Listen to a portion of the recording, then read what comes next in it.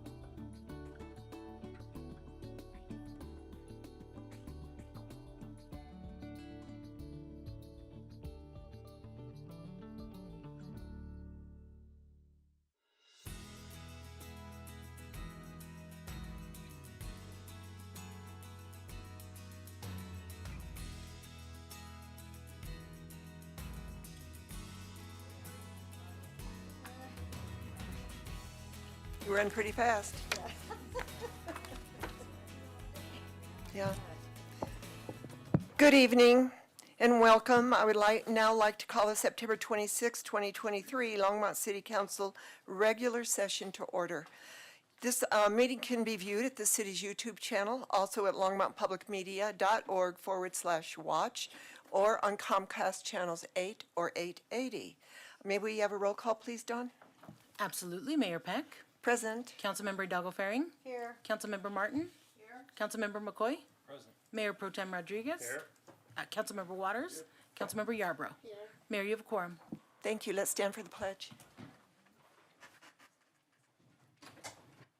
Pledge allegiance to the flag of the United States of America and to the republic for which it stands, one nation, under God, indivisible, with liberty and justice for all.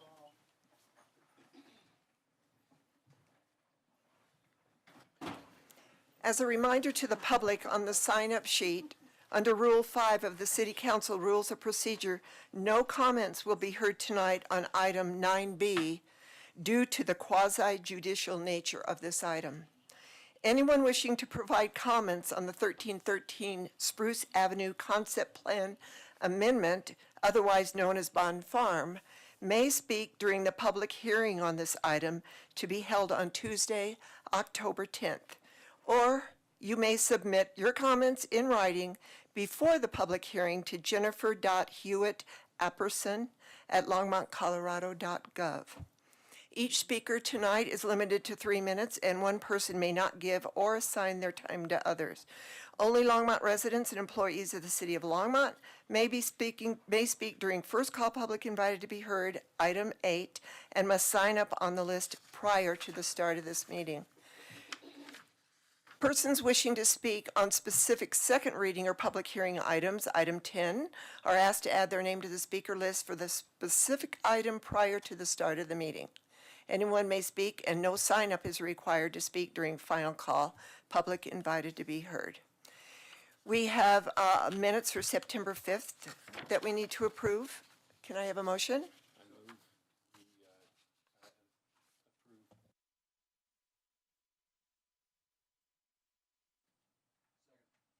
Thank you. The minutes have been approved by Councilor McCoy, seconded by Councilor Waters. Let's vote. And that passes unanimously. And Mayor, the September 12th set of minutes, we had trouble with the software. We're not able to get those compiled in order to provide them to you all, so I'll bring those on October 10th. Okay, thank you, Dawn. Do we have any submissions of documents and motions to direct city managers to add agenda items to future agendas?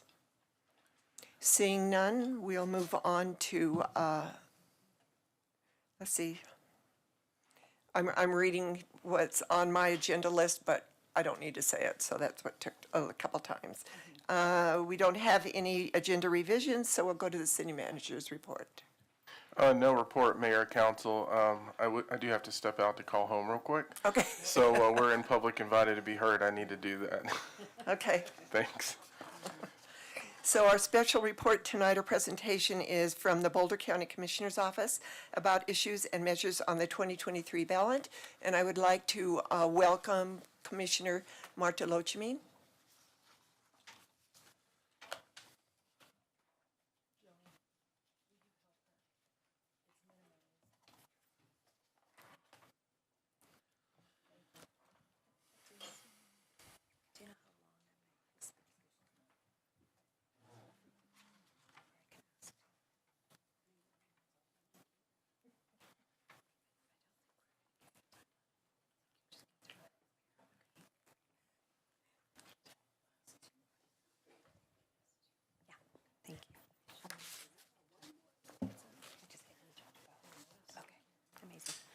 Okay, thank you. Thanks for your patience.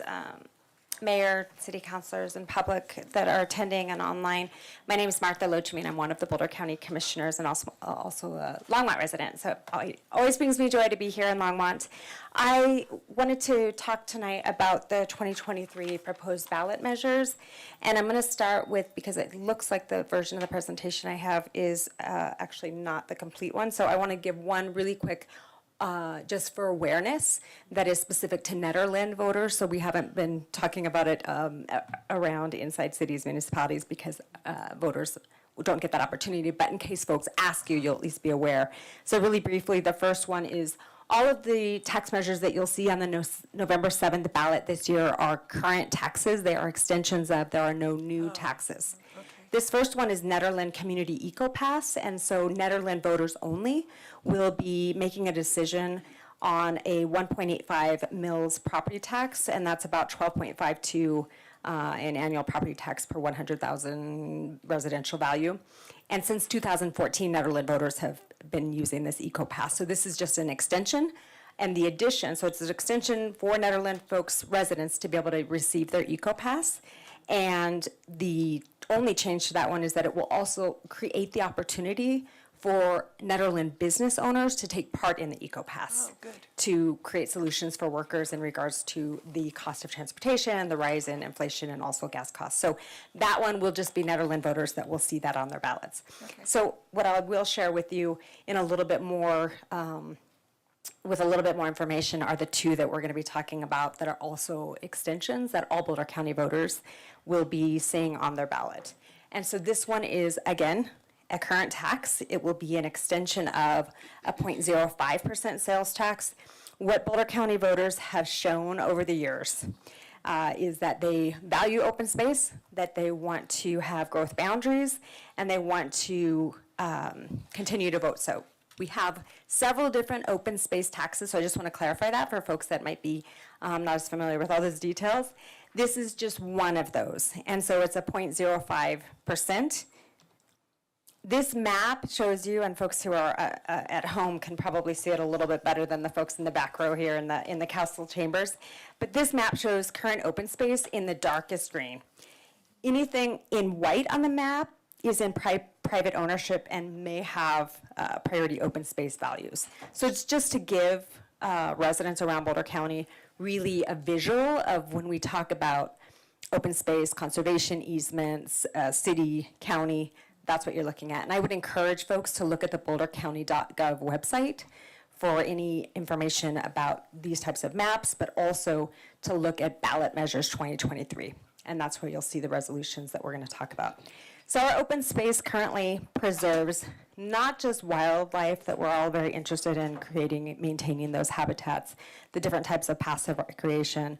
We have, and it'll go in the next slide in regards to specific acreage here, so I won't ruin that surprise in regards to the amount of land that we have for agriculture, but Boulder County is the largest landowner in the county, and all these different pieces that you see on this slide, I'm not going to read the entire slide for you, is part of the tax extension and what the open space program does.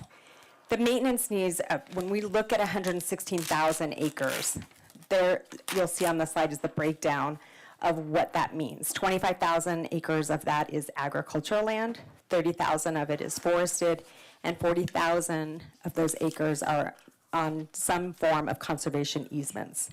When we talk about open space, I bet if I ask folks in the room to raise your hand if you've been on a trail or know someone who's been on a trail or have visitors who enjoy those trails with 120 miles, I'm pretty sure we all have somebody who's connected to it. We also, at Boulder County, have 350 historic structures. So if you think about here in Longmont, the Agricultural Center, the events that were happening this past weekend in partnership with Harvest for All Nations, there were over 300 folks there every day. Is just one example of the different centers and structures that we have, including the Doherty Museum here in Longmont. Volunteers help open space in so many different ways. We have 2,500 volunteers that go out one time a year, and we have 250 that are doing different projects, everything from weed management, weed pulling, to trails, not just safety, but also guiding and tours. And so that one, what I think I'm going to do is run through all three of these and then open it up for questions from Mayor and Council. So that's the open space tax extension. And again, nothing new, yet an extension and an opportunity for voters to continue that tax. That is also specifically for acquisition and maintenance of open space lands. So with that, oh, and I forgot, this is my little visual. And if anybody needs a sign, I do have them with me. Affordable housing. So here's the piece around affordable housing, and I want to start with a couple definitions because we probably could have a really lengthy conversation about what is affordable housing. And so we're going to, really specifically, we're talking about for folks at 80% area median income, it means that you're paying less than 30% of your income in your housing, whether that's your rent or it's your mortgage. So that's what we're talking about with our definition of affordable housing. The other piece that's included in this current tax and the extension of to reallocate that funding to affordable is attainable housing. And when we talk about attainable housing, we're talking about that in that same income range between 80 and 120% of area median income, but trying to keep folks under 30% of their income into their housing costs. So those are the definitions that we're working with. And, oh, the piece that I didn't say, but it's on the slide, is, in case there's folks listening on the phone, it's a 0.185% sales tax that currently exists. So in 2014, voters created, and by their vote, this tax in flood recovery funding. It was a 5-year tax at that time. And then in 2018, voters used that same tax, the same amount, went for an extension, and reallocated the funding to the alternative sentencing facility. And so that's what we're asking voters this year in 2023 on November 7th, is to use that same current tax that folks are already paying and reallocate it to the first sustainable funding source for affordable and attainable housing and housing supports. So I'm not going to go through this slide. I bet there's nobody in this room that doesn't believe that we have a housing crisis, not just in Colorado, not just in Boulder County, but also in Longmont. And so I'm not going to go through all of those details, but again, I would encourage folks to take a look on the bouldercounty.gov website for those details. What I do want to share on this piece is, how do the county commissioners come to a decision to put this particular ballot measure together this year at this time? As we poll, as we do outreach, as we do community engagement with our Housing Human Services and Community Services and the other programs, the concern about lack of affordable housing continues to be the #1 topic that we hear from folks when they are polled every spring. And you can see the numbers and the topics. This is the other piece that we have the RHP under that orange column is Regional Housing Partnership. And in 2018, the Regional Housing Partnership it's region-wide for folks who aren't aware. It's all of our communities are represented, and all of our communities now have a commitment in regards to inclusionary housing and other measures. In 2018, this group, with a lot of engagement with community members and advocacy groups and organizations who work in this space, determined that we were, at that time, 7,400 units of affordable housing was where we were, and that we would need to triple that number to reach the goal in 2035. And we know that number they were estimating at that time would be a $25 million annual cost to be able to meet the goals that we have in regards to affordable housing. What I do want to share with you as well, because now I can see that this is not my version of the slideshow, and that's just how we adapt, is what is this money actually going to go to? The pieces that are, again, development of affordable and attainable housing, and development is all the things that y'all get to see and work on in your council meetings in regards to entitlements into construction, rehabilitation, into retrofit, all of those pieces. The other one is around the affordable housing. What does that mean for rentals, for home ownership, for mobile home communities? With our ARPA funding at the county, the $63.3 million allocated that we received for COVID-19 relief, we were able to put $1 million towards the Regional Housing Partnership to reinvigorate and to really move forward together. We also were able to do some funding for home ownership at Habitat for Humanity St. Vrain Valley here in Longmont. And we were able to allocate funding for Casa de la Esperanza, which is a very unique project that's here in the city of Longmont. Those are just examples, but geographically we've been responding to all the issues, including housing. That money will end. And without that funding, we wouldn't have been able to to move forward in the Willoughby Corner, which is a 400-unit net zero project with senior housing, with family housing, with homeownership, and rentals in the city of Lafayette. So this is where we are at. We know we have a crisis, and so this is the solution that we're looking at in regards to creating opportunities for municipalities, for our housing authorities, and for housing partners to come forward to be able to apply for the funding once the ballot measure passes on November 7th, so that we can altogether leverage funds so that folks will have monies to use with statewide opportunities, for example, Prop 123, and under other funding sources. The last piece that this funding will go to is in regards to housing support services, which is an important piece of what Boulder County provides, and that is funding towards homeownership counseling, homebuyer counseling, eviction prevention, the mediation services that happen here, and community neighborhood resources at City of Longmont are funded there, and also to continue the supports as we focus on eliminating homelessness and helping folks not get there, but also be able to come out of those situations. So that's the quick on an extension of a 0.185% tax measure that Boulder County voters will see on November 7th, and I'm here to ask for your endorsement for resolution if you all decide that you would be interested in doing that. Boulder County Commissioners did do a resolution last Tuesday. We're happy to share that document, and if that's helpful in any way. And otherwise, I'm here for questions, and I'm hoping that our Longmont residents will share the information and take a look at the bouldercounty.gov website. Thank you. That was very informative. Councilor Martin has a question. Yes, thank you, Commissioner Loach. I mean, on the open space measure, do you know the current split of funding? I understand that there are several taxes, so I'd be happy with any number you've got, including the total. But what is the split between the maintenance of managed open space and the acquisition fund? Thank you. And this particular tax that is a portion of this one is a 0.05 that's up for voters to look at every 5 years. That does not have, and when you look on the bouldercounty.gov website and look at the ballot resolution, you'll see the language in there. We did not, it's not set up for a certain percentage to go to acquisition versus maintenance. So it's at the discretion of the commissioners? It's at the discretion of the commissioners based on our open space department and the work, so kind of the breakdown that you were looking at, all of those different pieces are considered every year, and we're also in budget season. I'd still be interested in knowing, not necessarily the tax, but in the past, how much the county has spent on managing its open space versus acquiring new open space.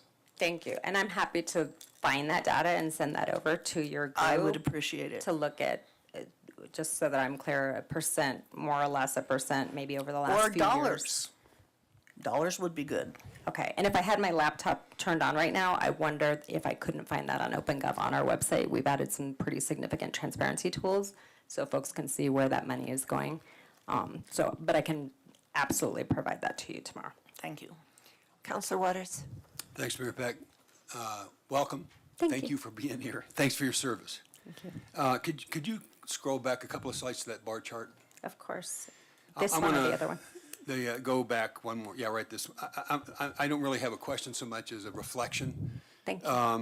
and I just want to share the reflection because I think this is the time to share it. Given, first of all, I will happily, if it's a resolution, I'll happily vote for the resolution on these measures. I think the work is worthy, and they do reflect. You used the word values. I think they do reflect shared values and how those values get articulated as priorities that then elected officials ask the public to cast their votes on, to see whether or not they also see these as priorities. I don't question that we all value it. We don't always necessarily agree on what the solution is or whether or not, to tax ourselves. I know, and I understand, there are no new taxes with what you're asking. Correct. It's simply the continuation. So I'll happily support these, but I'm going to do Thank so you. with some mixed emotions there's a bit of sadness for me when I look at this list, and maybe early childhood or child care and early childhood education was a question in here, but it doesn't show up. My guess is the education question was not about child care. So it would be interesting to know whether or not in the future, the county would offer the public to offer feedback to county commissioners on where does child care and early childhood education fall in the perception of our community as a need in Boulder County. Because the data I've seen suggests it's at least as significant as housing and homelessness. We are a few days away, except the Friday or Saturday, actually it'll be Friday of this week, is when ARPA funding will start, actually dries up. Money that hasn't been spent, but there'll be no new money available for childcare, providers of childcare across the country, right? Projected 70,000 providers will be out of business, shrink their businesses, or raise their costs. And the folks who are going to be most affected by that are the families who can least afford it, right? Parents and the children who will be denied access. So here's the sadness. It's not about what's on the ballot. It's what's not on the ballot. That we at no time have we, as a county, have the commissioners said we value our 0 to 5-year-olds as much as open space, as much as the correction facility, as much as transportation, right? Now, and the last time we were in a conversation like this, I was presenting something to the council, or to the commissioners, where the commissioners had an opportunity to put a question on the ballot, and the rest of us enjoy the same privilege of asking the public to support funding, systematic, more robust funding for child care and early childhood education. Now, you were on the losing side of a vote that day. I think the public should know you were in support of what was being proposed, or at least a part of it, all right? Yes. I don't want to speak for you on that.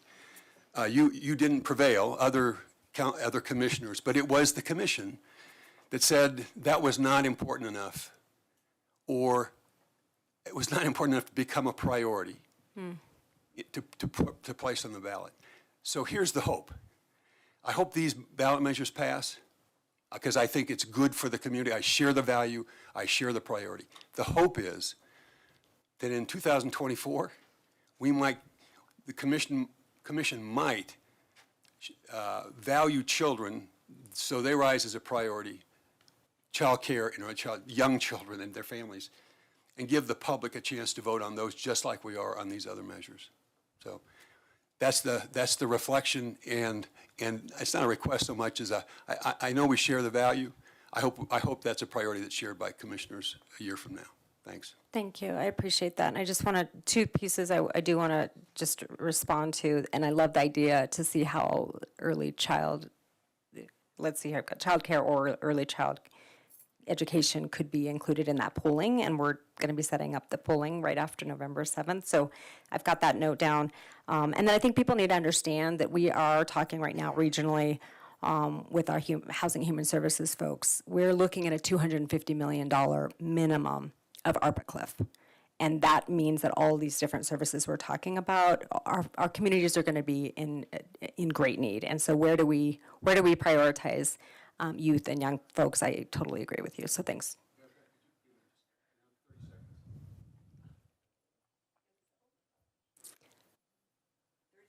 30 seconds. Could you repeat the number? $250 million. That's $250 million that has been available in Boulder County. I just think. Has been available in our region. In the region. Specifically for ARPA funding that we have all accepted and Yep. are meeting community needs after COVID-19, specifically related to those needs.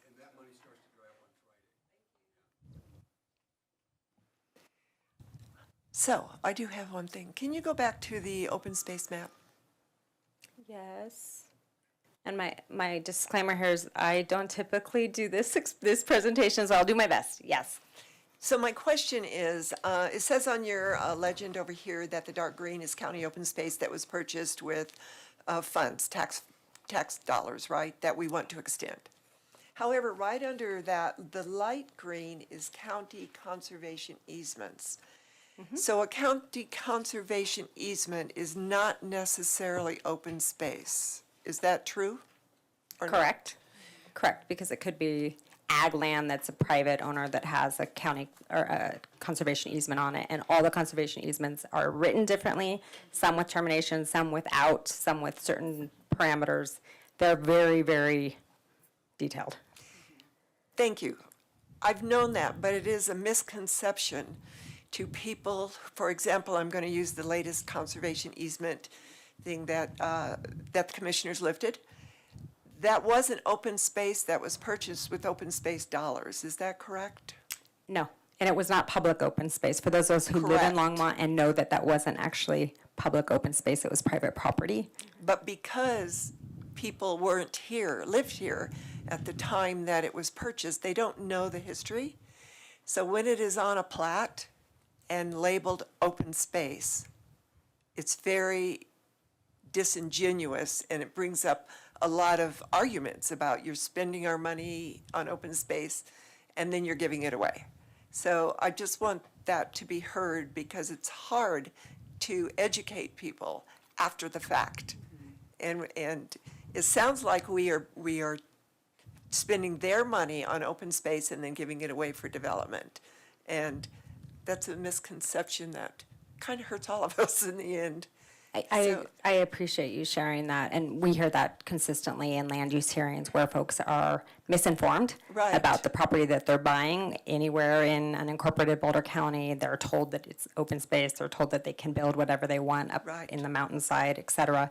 And so that, to me, is a task for all of us. How do we inform folks, and how do we make sure that all of our staff know who to go to and ask the very specific questions? And how do we work with our Realtor community, who are sometimes the first people who are talking to folks from Exactly. other areas around the country, et cetera, when they choose Boulder County? Or changing the wording on the plats, or whatever it's called, And then we can go back to the conversation about how do we define fill in know. the blank. I Anyway. appreciate those comments, Okay. absolutely. Thank you so much. This was informative, and now we know what good work you're doing. Thank you, Thanks. appreciate it.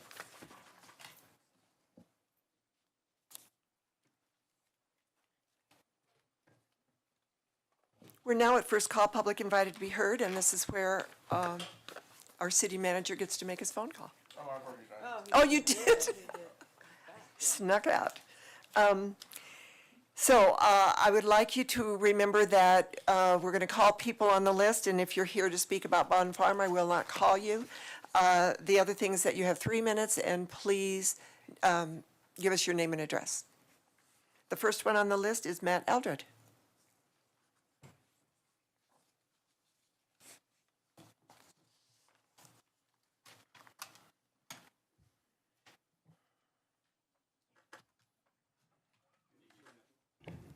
Good evening. My name is Matt Eldred. I live at 318 Carter Lane. Thank you for letting me be here tonight, and I'm glad the city manager could hear this as well. Again, my name is Matt Eldred, and I want to thank you tonight, council members, for your dedication to providing human service funding to nonprofit organizations serving our most vulnerable residents of Longmont. Specifically, I want to really congratulate you on putting your money where your mouth is in regards to the city's goals of ensuring that all children enter our school system ready to learn and are prepared to succeed in life. You've held up to your commitments on that. Thank you very much. I also want to encourage you, as you heard from the county commissioners tonight, about the proposed ballot initiatives around open space extensions, affordable housing extensions, and transportation to our mountain communities, to hold them accountable for what Councilman Waters was just speaking about, of the decision they made on June 20th to not allow and include an early childhood ballot initiative on the November 23 ballot. I came to council earlier this year to share with you the goal of the Early Childhood Alliance, a group of volunteers that are dedicated to ensuring that every child is nurtured from birth to being school ready when they enter kindergarten. This group has worked for the last 5+ years on a long-term, sustainable, and dedicated local funding source in the form of a mill levy to create an early childhood service district, which would have overseen up to $60 million of local tax to fund affordable, accessible, and comprehensive early childhood programs and services in the St. Vrain and the Boulder Valley School District boundaries of Boulder and Weld County. The Weld County Commissioners approved the ballot initiative on the November ballot on June 19th. However, the Boulder County Commissioners, with a 2-to-1 vote, I will also say, did not approve the service plan the very next day. As you can imagine, this was not only devastating to the Alliance and the early childhood community, but it was also crushing to many families of young children who continue to struggle to find affordable, available, and accessible early care and education programs in Longmont and Boulder County. Since the Commissioner's decision, the early childhood continues to be upfront and a central fixture both locally and nationally as the crisis is about to get worse with the relief funding coming to an end at the end of this week. The Longmont leaders shared data from the Annie Casey Foundation, released the Kids Count data book, which says in Colorado, 14% of children birth to age 5 lived in families in which someone quit, changed, or refused a job because of child care issues. There were also many other factors, but another one that was cited was the average cost of center-based child care in Colorado for a toddler is just over $16,000 a year. In Boulder County, that's over $20,000 a year. This amounts to 14% of the median income for a married couple and over 41% of the median income for a single mother, well over the 30% of housing that our commissioner just mentioned. According to the Washington Post article, the title was "Think Childcare is Hard to Find Now, Just Wait a Couple of Months." Nationwide, 3 million kids will be expected to lose their childcare slots in the coming months after significant federal funding will end in September. The country is facing a cascading crisis, not only in childcare for the short term, but for the long term. So thank you for your time and again, your commitment to early childhood here in Longmont. Thank you. Thank you. Shaquille Dalal.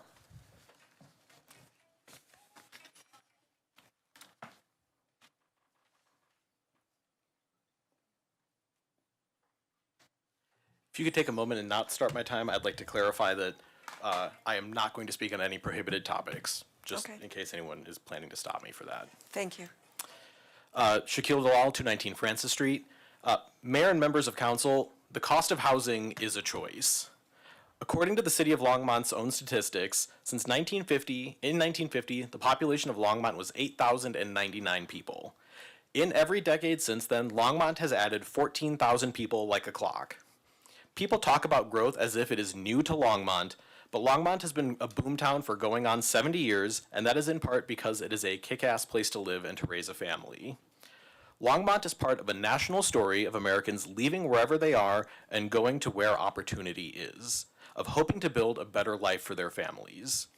Part of what made Longmont such a great place to find that opportunity is because for 70 years, it was possible to afford a place to live while having enough money left over to build a great life.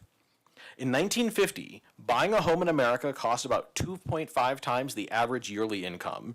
Today, to buy a house in Longmont, the average person spends about 7 times their annual income. For almost everyone, that requires going into pretty substantial debt. That makes it a lot harder for people who don't have a lot of money to build a life in Longmont. People who are against development often talk about how development will destroy the character of the neighborhood.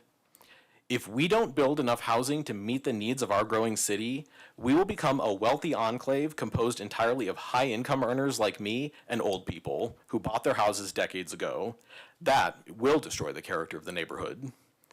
When I say that the cost of housing is a choice, I say that because too many people believe that the high price of housing is immutable, that it is outside of our control. But in fact, this is a choice that we can make as a community, in this room, every time the city council meets. We can be stewards for the place that we live and build a community composed of all kinds of people from all kinds of places, living all kinds of lives. The cost of housing is a choice. Let's make the choice to lower it. Shaquille, did you give us your address? 219 Francis Street. Thank you. Georgetta Johnston.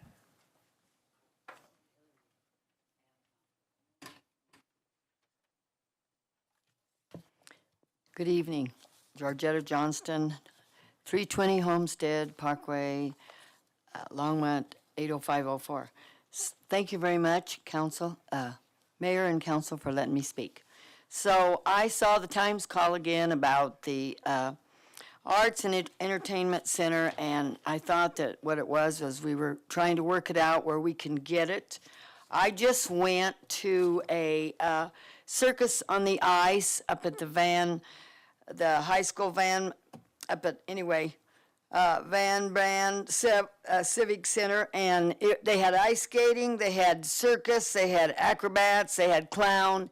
It just came on Facebook really fast, so you didn't have much time, and it was wonderful, but there wasn't much room for all the situations. So I feel like I go to the Longmont Trail, I go to the orchestra, I do the schools, I go to a lot of things, and all of it's not big enough. So we do need an arts and entertainment center. So I hope some way, somehow, I don't know if the sugar factory or the other one, whatever's going to work out, that everybody's caring. Because who wants to go to Denver? This here would, it really would be in Denver, because these people were from Australia. I asked them. And they were wonderful, beautiful. Everything was done perfect. I don't know if anybody attended or not. And it was for all ages. So we all need good things and clean entertainment, like the skating ring that you're trying to get. So I'm hoping and praying, and I'm talking because I'm hoping not only you're listening, but the town and different ones, businesses will want to support it and work it out. Myself, as well as all the other things I'm talking about that we need besides the roads and streets, better shopping, our businesses, all these things to have a good city. And Longmont, I like Longmont.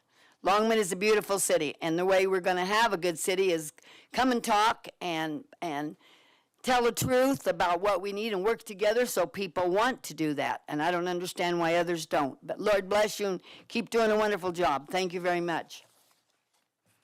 Thank you, Georgetta. Ellison Radomski? Is Ellison here? We'll wait and see if she comes in later. Dan, did she leave? She's not a Longmont resident because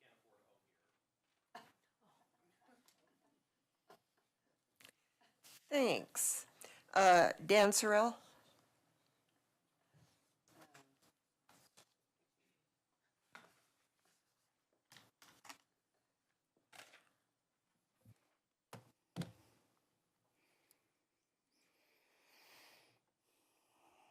My name is Dan Sorrells, and I live at 328 Grant Street.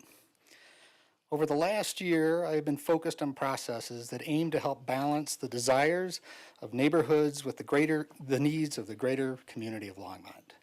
Over this period, I observed that many of the arguments against more housing are based more on emotional fears rather than rational concerns. As difficult as it is for so many people who want to live here but can't afford to, rational analysis and solutions are needed. This is fundamentally an economic problem. A central part of my day job is in real estate economics. I work for a large real estate investment company. My job is essentially measuring supply and demand and predicting what prices and values will be. Fundamentally, everybody understands this. If demand exceeds supply, prices go up. The opposite is true as well. More supply, prices become more affordable. For Longmont, that means balancing higher density, using economies of scale with compatibility, making the community more attractive and livable. Fewer units mean the cost of the land, the site costs, the interest carry, legal and other soft costs all have to be spread over fewer units. That increase in cost gets passed through to each unit. In order to offer anything close to attainable housing that is desperately needed in Longmont, densities must be higher. This can be balanced against neighborhood concerns through a collaborative effort that helps ensure good design and compatibility, emphasizing multimodal transportation, green space, and other desirable elements, not by lowering the number of greatly needed housing units. This is how we can help ensure those future Longmonters who want to add vibrancy to our great community be able to afford it here. Thank you. Cynthia Keller.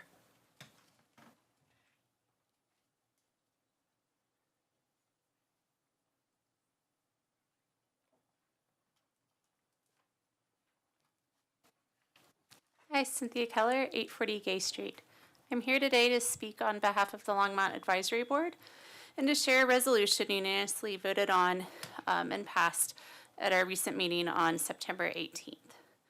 The resolution is a resolution of the Longmont Library Advisory Board urging Longmont citizens to vote yes on the ballot issue approving funding a new library branch and the operation and maintenance of all libraries in Longmont on the November 7th, 2023 coordinated election ballot.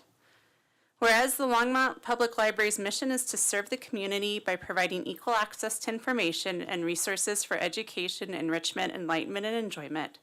And whereas the Longmont Public Library delivers library services and programming directly to its 1 million patrons every year. And whereas Longmont has surpassed 100,000 residents and under the preferred level of service stated in the 2022 feasibility study, emphasized the need for an additional library branch as well as additional funding to serve the operation and maintenance of all libraries in Longmont. And whereas the Longmont Public Library was built in 1993 and was built to accommodate a population of up to 68,000 residents.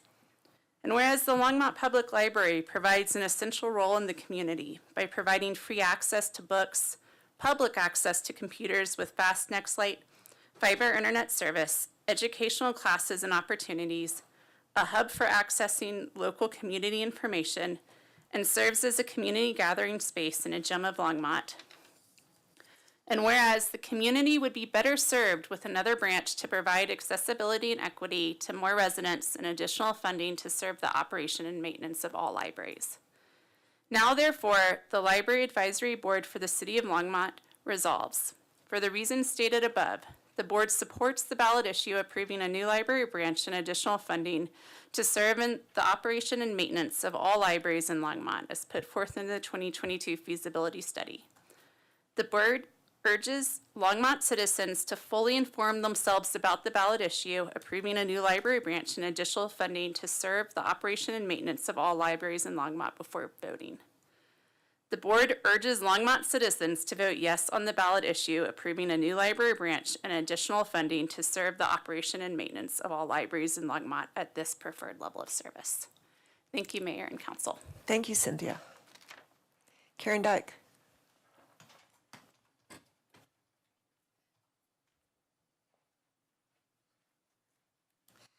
Karen Dyke, 708 Hayden Court, Longmont. Mayor Peck and council members. On Saturday, Sustainable Resilient Longmont and Citizens Climate Lobby are hosting an Electrify Longmont event. The event will feature ways in which residents can move from gas appliances to electric. This event will also include our annual National Drive Electric Week showcase of electric vehicles.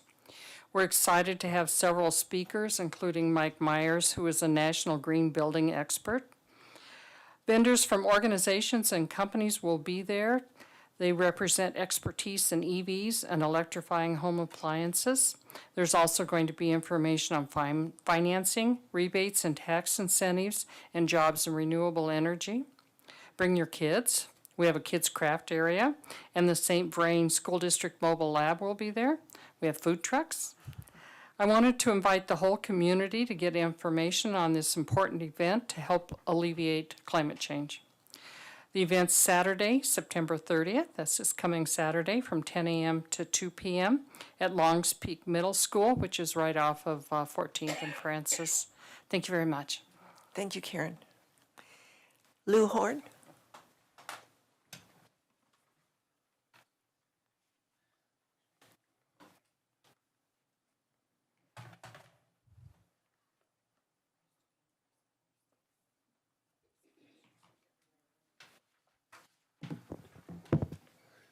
Lou Horn, 3817 Fowler Lane. I'm new, my wife and I are new to Colorado. We're new to Longmont. We've been here since the end of April. I have an intersection issue that I'd like to address that I don't know if it's been addressed before, but intersection of 17th and Airport. Airport Road ends in a T at 17th. Right across from a stop sign of Airport is our entrance to our development, McIntosh Lake Farms. In the 5 months that we've been here, there have been 2 serious accidents. Speeding, I'm sure, was involved. One was a rollover last Thursday. And those there's been two other property damage incidents occurred. I just wanted to address this to council, bring it up. I don't know if it has been before, but that's basically all I want to say, that we'd like something done, a warning sign before the stop sign, or rumble strips, or a speed bump, or a stoplight, red light. So, thank you for your time. Thank you for letting us know about that, and welcome to Longmont. Thank you. Happy to be here, too. Thank you. Lance Whitaker.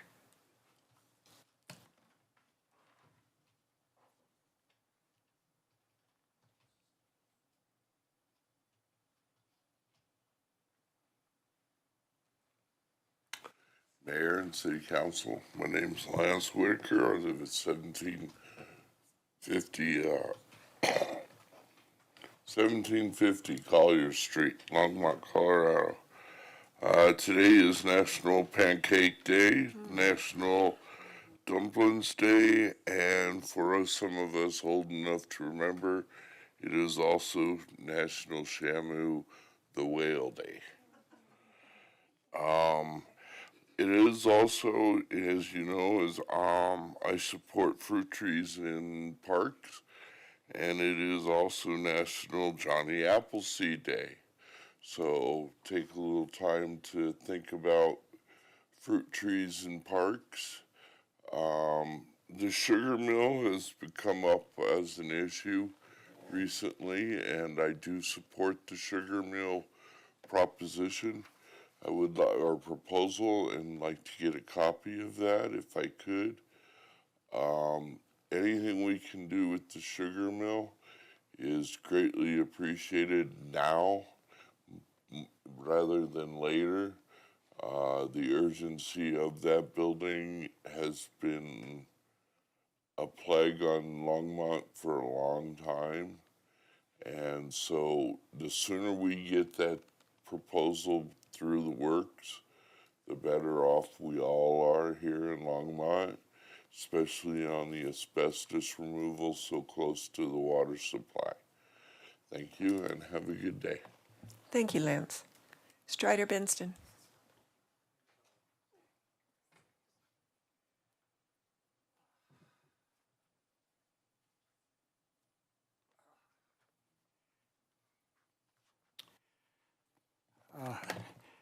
Thank you much.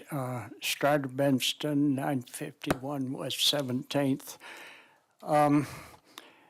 Alexis de Tocqueville wrote in his notes one time, the Americans are not a righteous people, and yet they are free.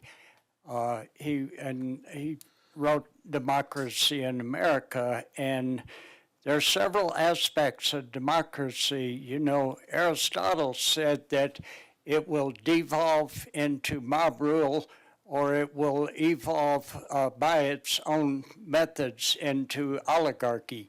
And ours has mostly done the up one, and now it's threatening the other.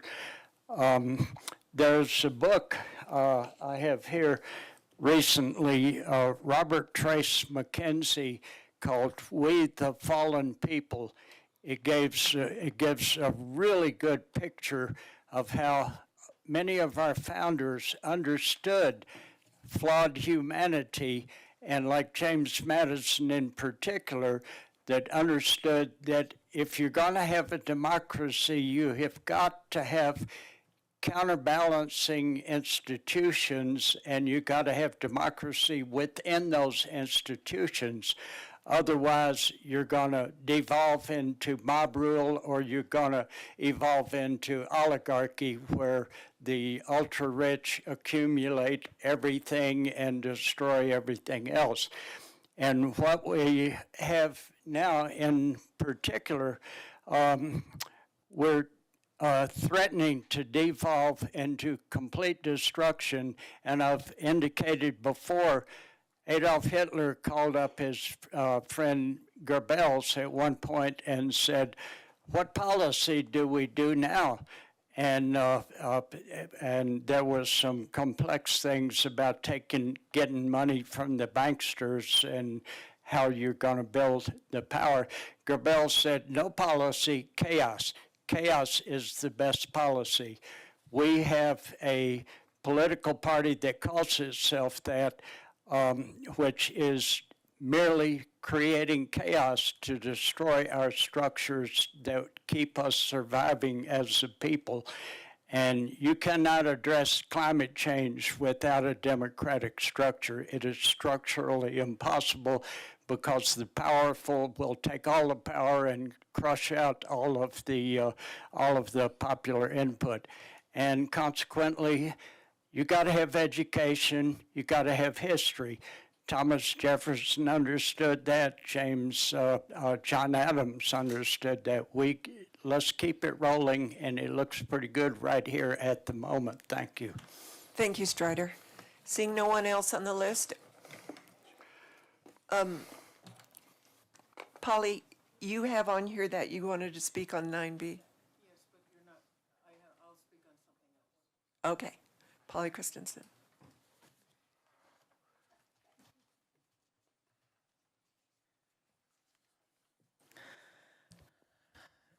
Polly Christensen, 410 Judson Street, Longmont. Mayor and council members. I want to speak about the council's process. 3 councilors honorably voted against the 150 Francis Street property. 4 of you rubber stamped this annexation and rezoning for approval without any conditions whatsoever, siding with the New York landlord investor over the objections of those who live in the neighborhood. This created a situation in which the property of 40-year resident Augustus Castillo is now completely surrounded, an enclave within an enclave. Is this our preferred future? I hope you'll be more rational and responsible to our community in the future. I applaud what you're doing as commissioners of the Longmont Housing Authority. Government building housing, not private development, is the only actual solution to lower costs. Thank you. Thank you, Polly. Now, seeing no one else on the list, I'm going to close first call public invited to be heard. And we will move on unless we need a break. Nobody? Okay, we're going to move on to the consent agenda.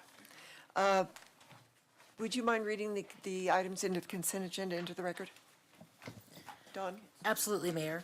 The second reading and public hearing for ordinances on this consent agenda will be held on October 10th, except for ordinance O-2023-49, which will have second public hearing and second reading on October 24th, 2023.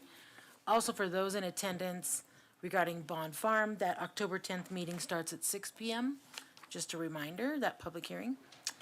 Item 9A is ordinance 2023-49, a bill for an ordinance amending the boundaries of the Longmont Downtown Development Authority area by amending ordinance number O-2022-11. 9B is ordinance 2023-50, a bill for an ordinance conditionally approving the 1313 Spruce Avenue Concept Plan Amendment, generally located at the southwest corner of Grant Street and Spruce Avenue. 9C is ordinance 2023-51, a bill for an ordinance to approve a long-term water supply contract between the City of Longmont and LWM Washout LLC. 9D is resolution 2023-75, a resolution of the Longmont City Council approving a grant agreement with the Colorado Department of Human Services Behavioral Health Administration for funding for an upgraded database for the Department of Public Safety's lead and core programs through the Behavioral Health Administration's Criminal Justice Early Intervention Grant. 9E is Resolution 2023-76, a resolution of the Longmont City Council approving the intergovernmental agreement between the city and the Longmont Housing Authority for grant funding through the 2023 Community Development Block Grant Program for the Village on Main Acquisition Project. 9F is Resolution 2023-77, a resolution of the Longmont City Council approving the intergovernmental agreement between the city and Boulder County to implement the 2023 Financial Counseling and Personal Finance Coaching Program through the 2023 Community Development Block Grant Program. And 9G is approve the forgiveness of the balance of the 2006 Affordable Housing Fund loan to the Longmont Housing Authority to support the rehabilitation of Village on Main. And Mayor, I just want to make sure real quick before that I got that correction correct. Yes, it's southwest. Thank you. Okay, thank you. Do any counselors want to pull items off of this consent agenda? Seeing none, can I have a motion? The consent agenda has been moved by Counselor Martin, seconded by Counselor Waters. Let's vote.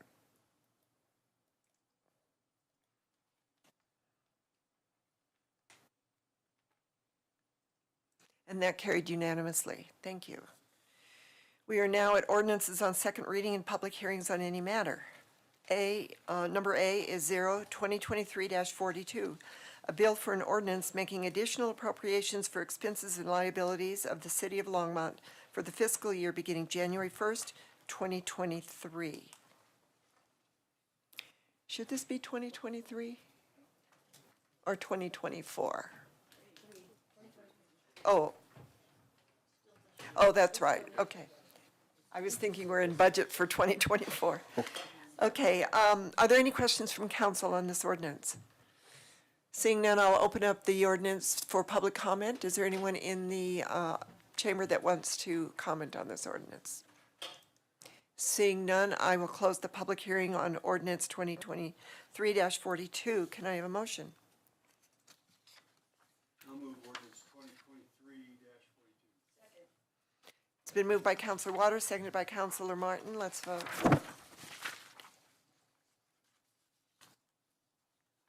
That passes unanimously. Number B is 2023-43, a bill for an ordinance amending sections 14.06.010 and 14.06.030 and repealing and reenacting sections 14.06.020 and 14.06.040 of the Longmont Municipal Code on backflow and cross connections. Are there any questions from councilors on this ordinance? Seeing none, I will open up the public hearing on ordinance 2023-43. Is there anyone in the public that would like to comment on this? Seeing none, I will close the public comment on 2023-43. May I have a motion? I'll move ordinance 2023-43. Okay, it's been moved by Councilor Hidalgo Faring, seconded by Councilor McCoy. Let's vote. That carries unanimously. Item C, 2023-44 is a bill for an ordinance authorizing the City of Longmont to lease the real property known as 12236 Weld County Road premises as managed by the Longmont Housing Authority, the property manager. Are there any questions from council on this ordinance? Seeing none, I will open up the public hearing on ordinance 2023-44. Is there anyone from the public that would like to speak on this ordinance? Strider?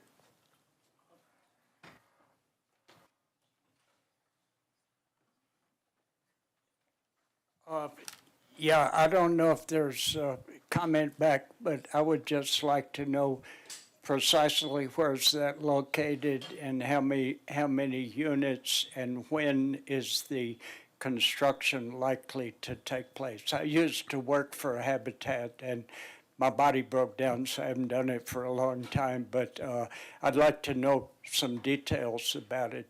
Any of those three would help. Thank you. Of course, and we'll have somebody from the Housing Authority, Molly Donahue.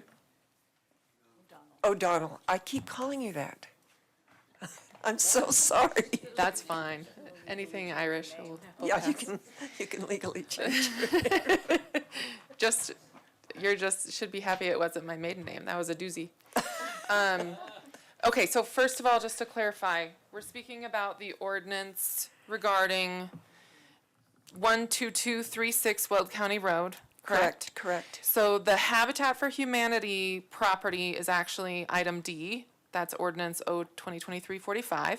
Okay. So would you like me to come back to clarify on that, or is there questions about this property? Strider, was it the 236 Weld County Road property, C, or was it D?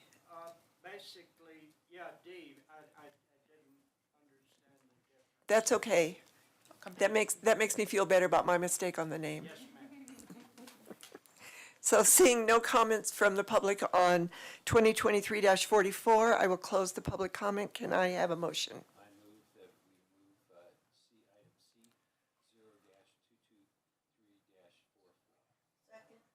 Okay, it's been moved by Counselor McCoy, seconded by Counselor Martin. Let's vote. That passes unanimously. Now, item D is 2023-45, a bill for an ordinance authorizing the city of Longmont to lease the real property known as 12250 Weld County Road Number 5, the premises, to Habitat for Humanity, Habitat. Are there any questions from council on this ordinance? Seeing none, I will open up the public hearing for 2023-45. And Molly, if you would step up and explain that one. Sure. Okay. All right. Mayor, members of council, Molly O'Donnell, Housing Director. This property has been leased by Habitat for Humanity since 2019. They actually have been housing their AmeriCorps volunteers there since that time. And in exchange for good rents, low rents, they have actually done a lot of improvements to the property and to the home. And so this is actually, it's a new lease, but it is granting them an additional 9 months to make it through the period that right now they are building their own home that they have purchased and doing renovations there on Atwood Street, right next to the Habitat for Humanity office, and that's where they're gonna house their AmeriCorps volunteers in the long term. So this is just, it's not an extension, it's a new lease, but it's continuing them being on site until they can get that work done. Great. And to Strider's question about construction and who's doing the construction there, it's not a new build, so there is no construction. It's an existing house.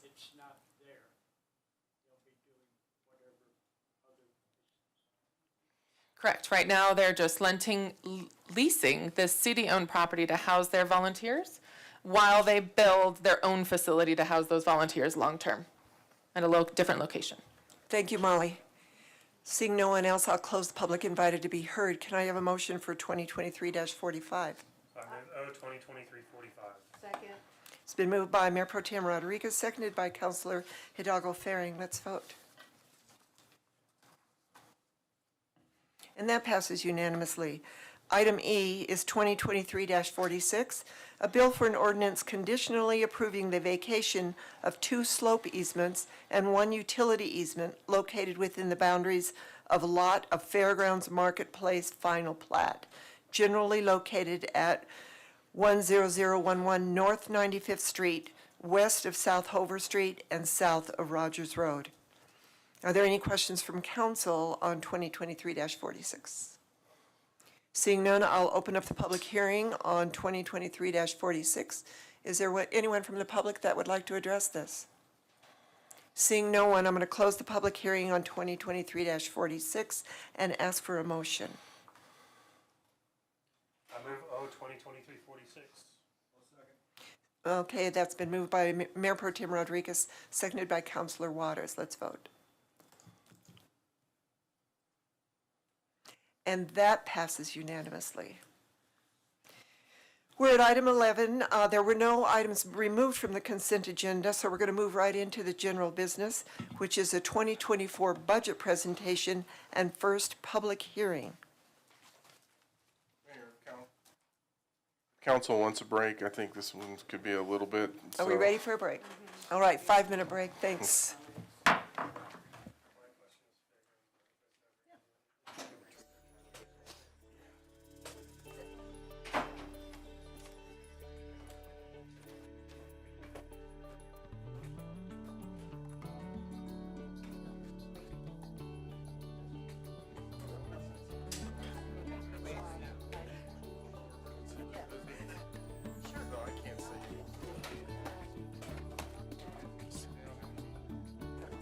I will, yeah.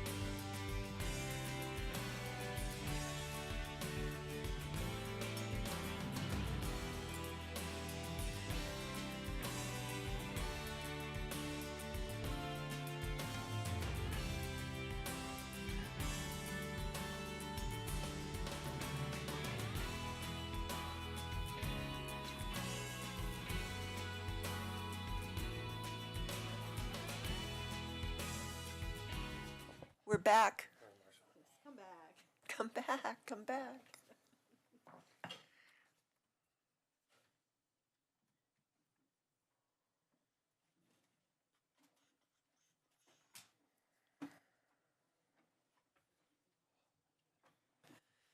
Okay.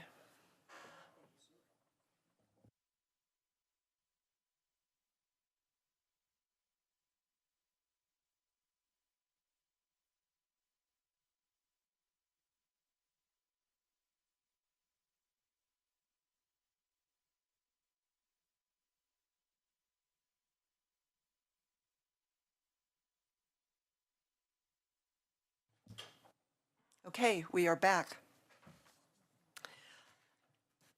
So I'll turn it over to Molly and to Jim. Oh, man.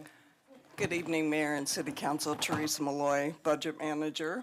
Hi, Teresa. Hi.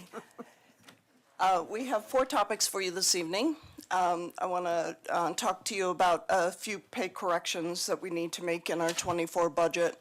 We'll go through our financial policy changes, and then Jim's going to talk about the property tax, the long-awaited property tax that we keep saying we're going to bring back to you. And then we have to have our first public hearing for this evening. So we have found a few errors in the pay plan and needed to make those corrections. It really involves positions across 12 different funds. It totals $138,200. The funds are listed on the left for you there. It's basically due to 3 things. A few of the positions needed some revisions to their benchmarks. They just weren't the right benchmarks in the original version of the pay plan. There was a position that had compression with employees that report to that person. And so we needed to adjust the pay for that position.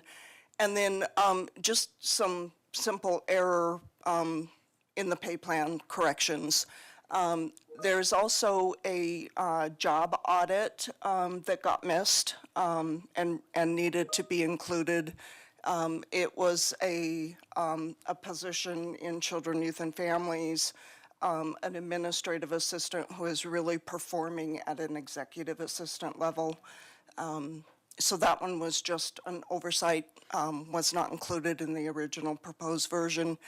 And then the bonus for the DDA executive director was not included. So $138,000 across those 12 funds that will be added to the proposed budget. And then financial policies. So we routinely, every year, as part of the budget process, review our financial policies. And multiple staff members review them. And the policies that we're proposing to you this evening are included in, I believe it is attachment Q in your council communication. That is our complete list of policies. The ones that we are proposing to be changed are struck through for the wording that we want to remove, and then in blue and bold for the wording that we'd like to add. There are several policies where the implementation statement speaks to the dollar amounts that are included in the '24 budget. Those will be updated once you all give us final direction. So when we bring the resolution back to you on October 24th, those policies will be including the dollar amounts that are in the '24 budget. And all of the revisions will be incorporated into a final version for you. And then our policies become effective in January. So we have one new policy that we are proposing to add. It is for the Attainable Housing Fund. So this policy is very, very similar to our current Affordable Housing Fund policy. in terms of the language.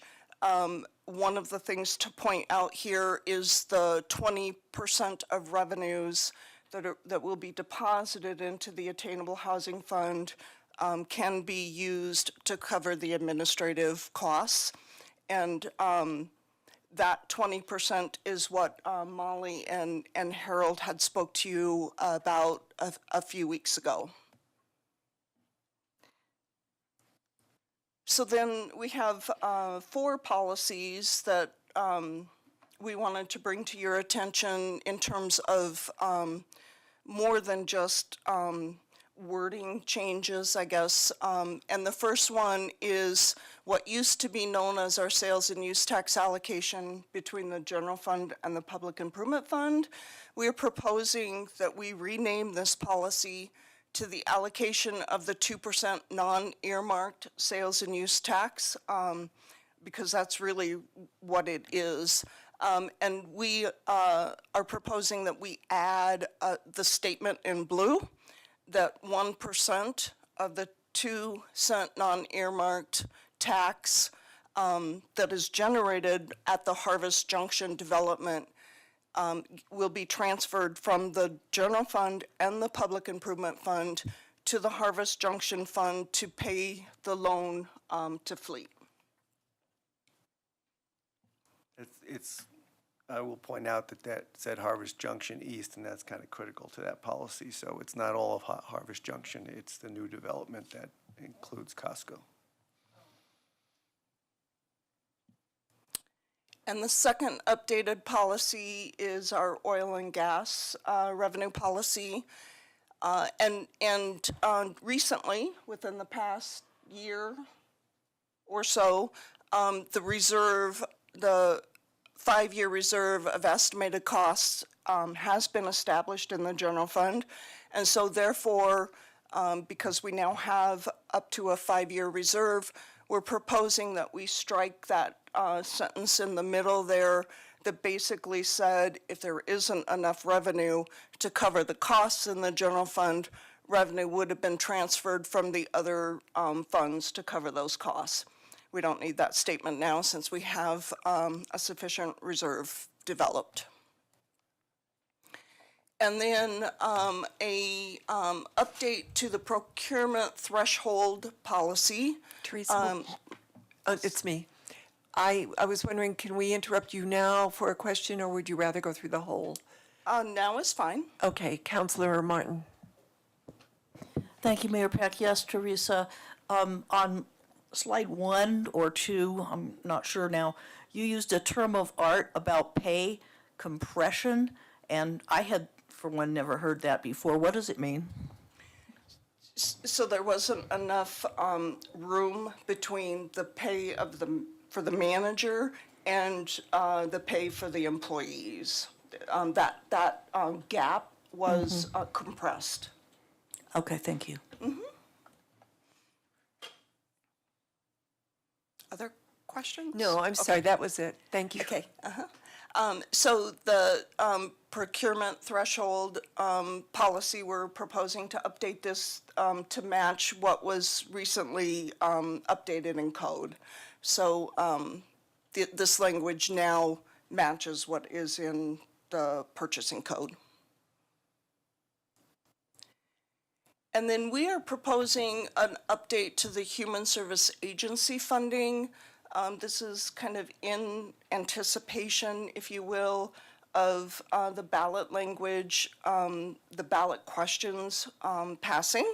So should they pass, this language is being updated such that only the general operating property tax mill levy and Jim was pointing out earlier, we believe we need to add some additional language that isn't in here, the non-earmarked sales and use tax. And so when we bring the final policies back, we will add that non-earmarked sales and use tax. So as I mentioned, we're proposing to update these in anticipation of one or more of those ballot questions passing. If they don't pass, this language doesn't really impact the implementation of the policy. It will not change the way the policy is being implemented today. It would just exclude the property tax and the sales and use tax that is earmarked for other purposes.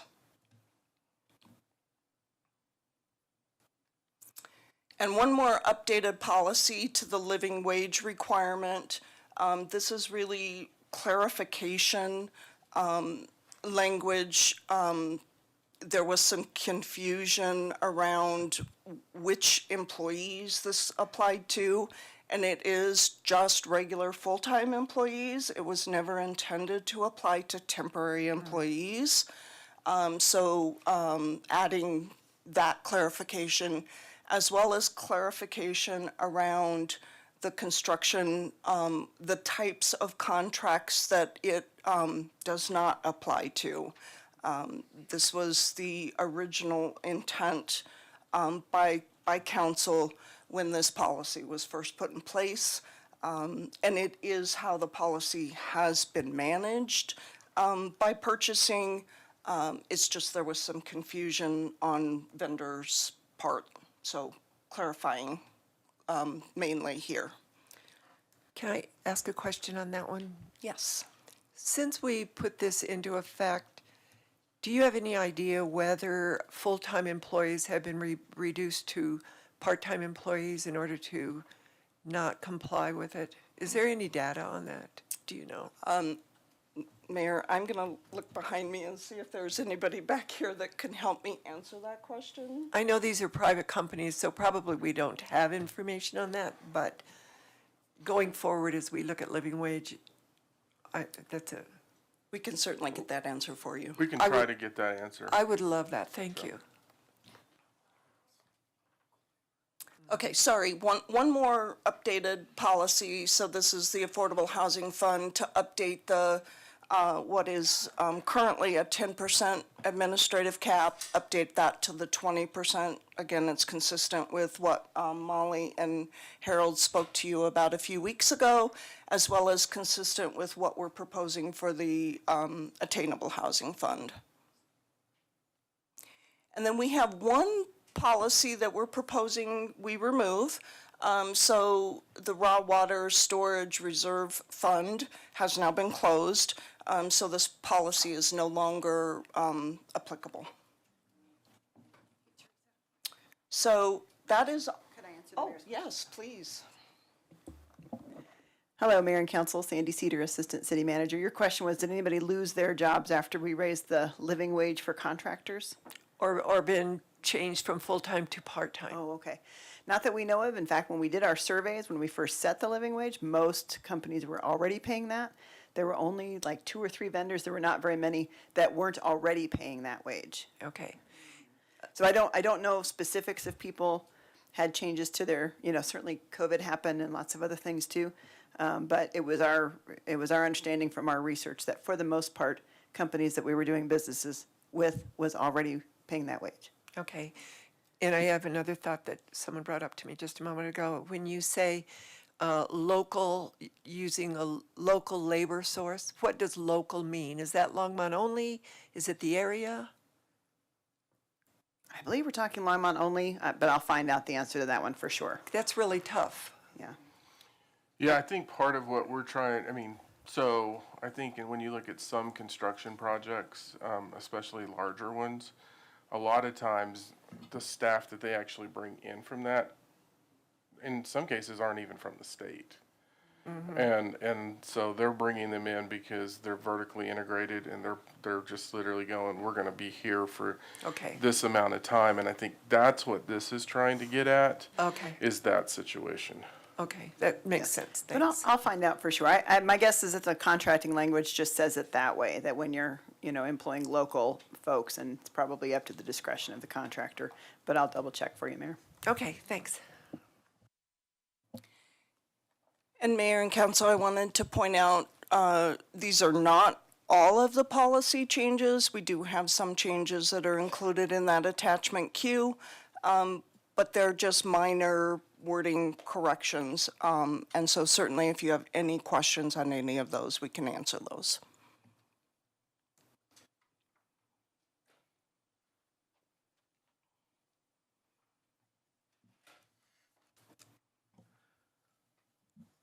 Okay, Mayor, members of council, I'm Jim Golden, Chief Financial Officer.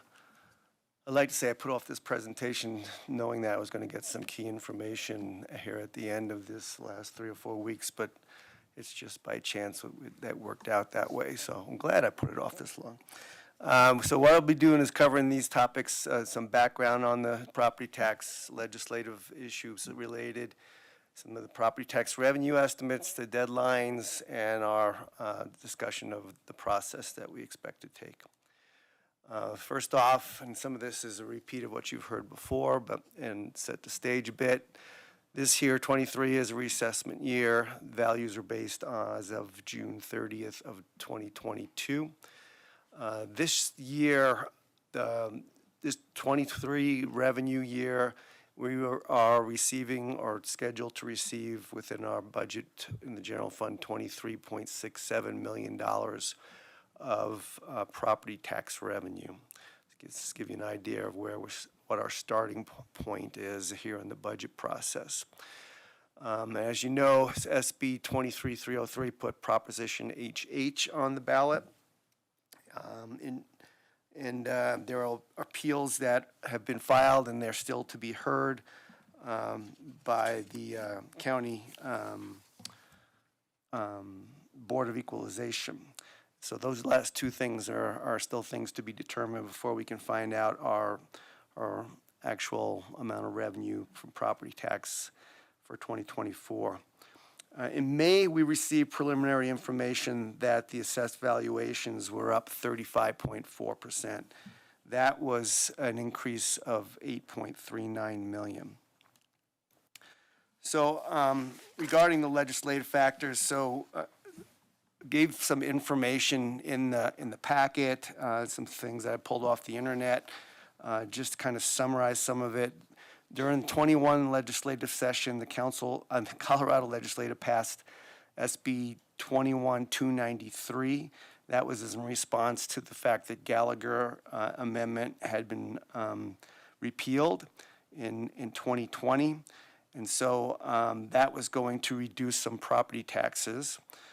Because Proposition 120 did not pass in November of 2021, the tax rate reductions from SB 21-293 would have expired after this year, tax year 2023. So in 22, the legislature passed SB 22-238, which then further reduced property taxes for tax year 2023. Tax year 2023 is now currently what we're going through for 2024 revenue. And it extended the additional reductions into tax year 2024. So SB 22-238 is turning out to be a big factor in all of what I have here to discuss with you. On the last day of the legislative session this year, the Colorado legislature passed SB 23303. I'm going to refer to that more commonly as what is now led to Proposition HH. So that, again, was trying to address the impacts of property tax spikes. It's going to reduce assessed valuations for different classes of real property and extend those reductions for the next 10 years. It does allow the state to backfill some lost revenues for some local governments, but that will not apply to Longmont because we have, at least not in the next year at least, because of our growth in our property tax is over 20%, and that's has to be below 20% to be subject to getting any backfill. So before the bill can be enacted into law, we have to have Proposition H go to voters in November. If that fails, then the property tax reductions and the backfill set forth in SB 23303 will be repealed, and they will not go into effect until the passage of of SB 21-293, the property tax assessment rates in Colorado had been at 29% for commercial and 7.15% for residential. And that had been since the final adjustment made under the Gallagher Amendment a few years back. So that's what we were at for the assessment rates going into these bills that I've identified here, 21-293, 23-238. So then from there, in 22, we had commercial still at 29% assessment rate, but residential dropped to 6.95% for single family and 6.8% for multifamily. And then for 2023, commercials dropping to 27.9%, residential to 6.765 for single family, and actually the same for multifamily, unless I made a mistake in my slide. But anyway, so we have attachment S in your packet is a whole page of different types of property. These are just looking at commercial and residential, but there are other classes of property that have also been changed underneath these bills. And so all the detail on that is also available to you to see what all those changes are that were really just before limited to 29% and 7.15%, but they've changed quite a bit under these bills. So under SB 23-303, which again is what's Proposition HH, county treasurers were to provide, and this is information that I would say that did come to our attention during our budget process, but we didn't really focus on too well as we made these presentations and forgot about the fact that this information was supposed to be reported by county treasurers to the state property tax administrator, actually, by September 15th of this month. And this is the information included the preliminary certification of assessed value, which is what we receive in the end of August typically, and then the reductions to that because of SB 22-238, and then the reductions on top of that from SB 23-303, HH. So that information, since it was going to the state property tax administrator, the county treasurers and assessors were encouraged to share that as well with the entities. We actually initiated contact last week, and they were sending out the letters the same day, and they did send us information last Wednesday night that did now give us some new information that we have not discussed with you in the past, which is that, again, now I said the May projection was 8.39 million. We, as you remember, we used 7 million of that in our proposed budget, 3.5 for ongoing, 3.5 for one time, with only 500,000 of that second 3.5 identified, with the other 3 million just unidentified and to be designated later.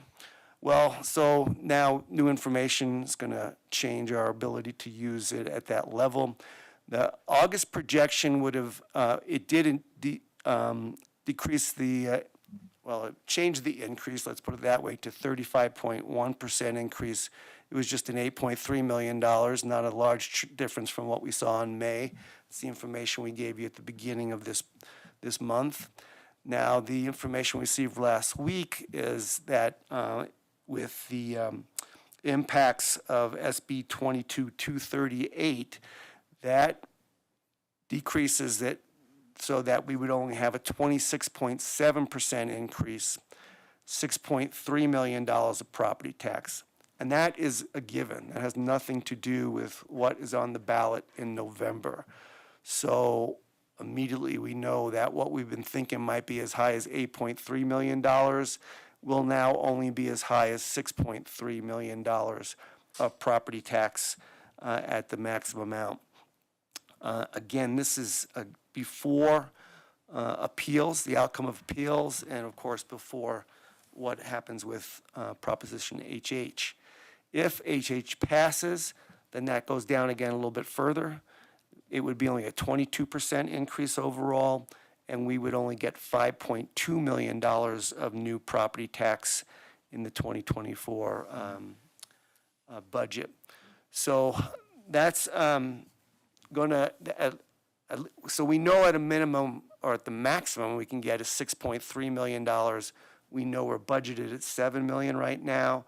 And so what we are recommending tonight is that we come back with an adjustment next week to reduce that by $700,000 and removing that from the undesignated one-time monies, because we ain't gonna receive that. We could be receiving less than 6.3, and you know, that with that, we figure we should leave the budget as is. If we don't get that appropriated, leave it appropriated, but if we don't get that in the property tax assessment, then we will not designate any use of one-time monies in that regard in the amount that we are reduced by. So I have a Go ahead. question, and then Counselor Waters does as well. So the 6.3 could be reduced depending upon the appeals, is that correct? That's correct. And HH. so HH we'll know the day after the election, hopefully. However, yeah, we don't know that either, really. But how about the appeals? Or historically, how soon do you get information on those appeals? So I will be hitting that slide next, actually. Oh, okay. Well, let me call on Counselor Waters then. Okay. Thanks, Mayor Peck. Just real quick, Jim, just so I'm tracking. One of your early slides, you had a $23 million number as, I think that was the total possible revenue from property tax, given what had happened with legislation at the time. And this last slide, and that 23 million would have reflected the 8.3 million increase? No, actually, no, I was trying to just say that as a starting point, that's what we're receiving in 2023 is 23.67 million. Which includes the 8.3. So the 8 million is on top of that. Yeah. Oh, so it'd be 8.3 Right. million on top So of the in 23. the 23 budget, we have $23 million budgeted. But in the 24 budget, we would have been adding The 8.3 million. which out of now is MAC, down which to is now 5.2. All right, thanks. At I least just- 6.3. Thanks. So.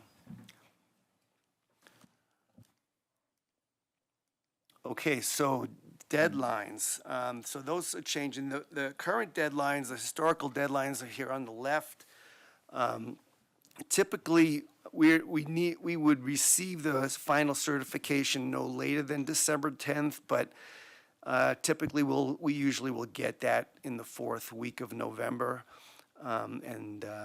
So instead of getting it in the fourth week of November, we could be getting it as late as December 29th under HH, because they need to build in more time to, adjust with the changes that HH makes for the assessor's process. So they're giving them more time built into it.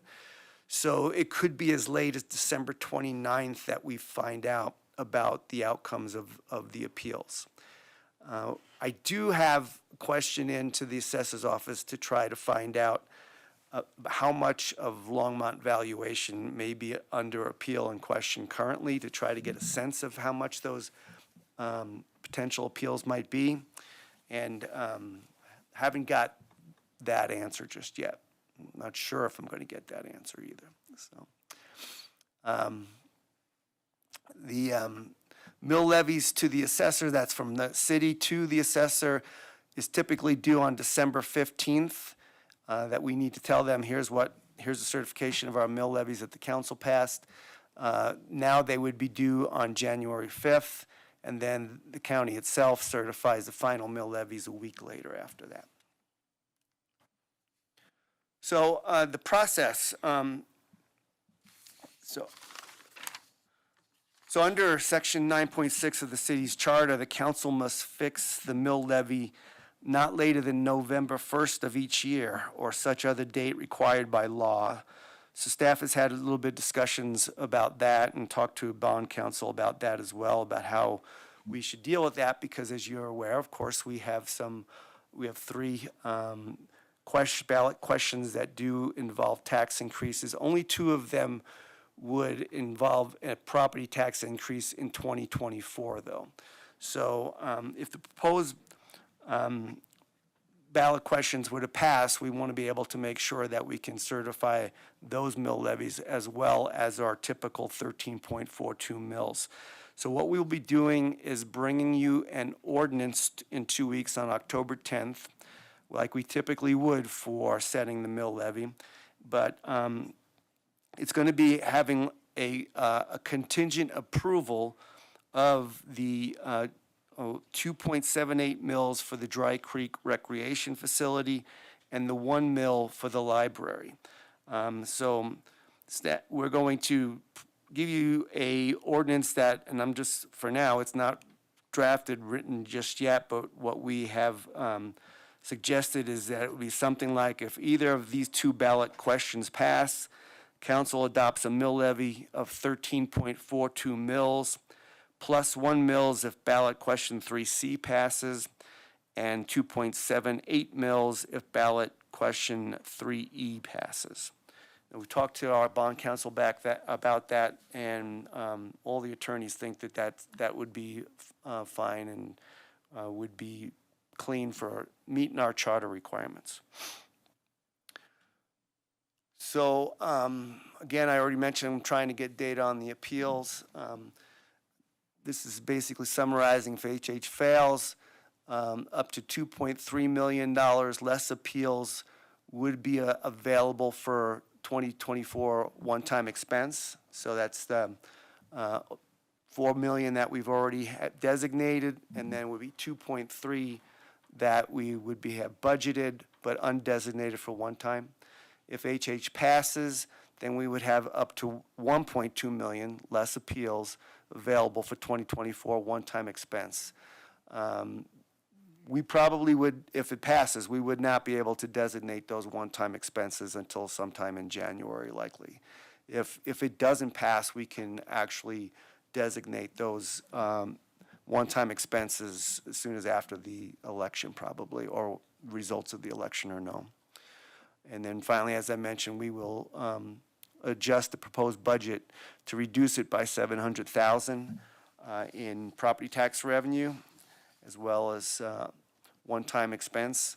And the same type of situation is impacting the general improvement district, and the impact is about $22,300 or so dollars.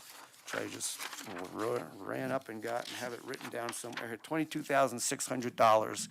So we will do a similar adjustment in general improvement district. Half of that was already going to be surplus revenue there, so that it will not need to be replaced. The rest of it, about $12,000 or $13,000, will need to come out of the GID's fund balance to cover the difference. It didn't have a negative, an impact that we couldn't cover, let's put it that way, or less than our budget amount for the DDA, which also has a mill levy. So that's all I had. We're willing to try to answer any other questions on it. Any questions from councilors? Councilor Water. Real quick, Jim, go back to slide 22. Does ballot question 3E, the 2.78 would be for the rec center? Wasn't there another 2 mills for the partner, for the project, potential project with the Y? Right. There's a 2 mills that doesn't get levied until the Y gets its tax credits approved. Aha, okay. So that would not be levied for '24. It's out there, it's authorized. Right. Okay, thanks. So the simple answer on that one is, if it passes, then in the '25 budget proposal that we would bring, that would just be incorporated in it versus having to move around this November 1st deadline on those that would begin immediately. The other thing in all of this conversation for, I think, clarity for the community as we're talking about the budget is really reinforcing we didn't allocate all of the property tax going back to Jim's point, so the reduction in 700,000, if you remember, we were always saying, we're not sure. So in terms of a material impact on anything that we've presented in the budget, we're okay.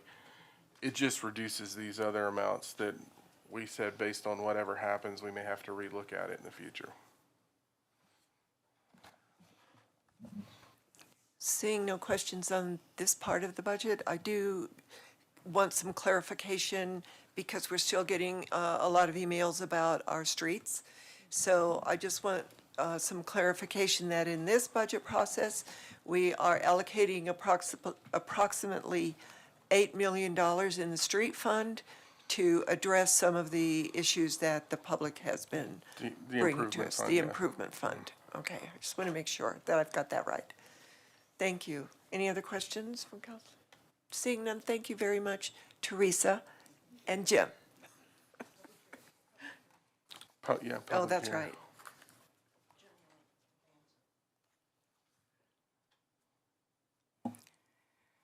So we do have a city charter that says we have to hold our first public hearing on our budget on or before October 1st.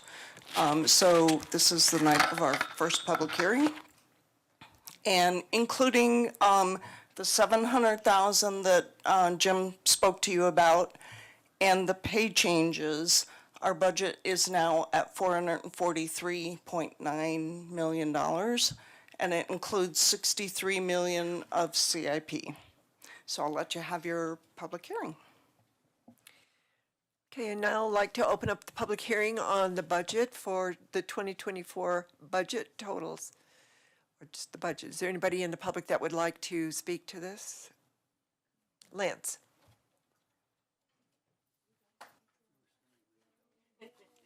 Yeah, we have somebody who's going to come up.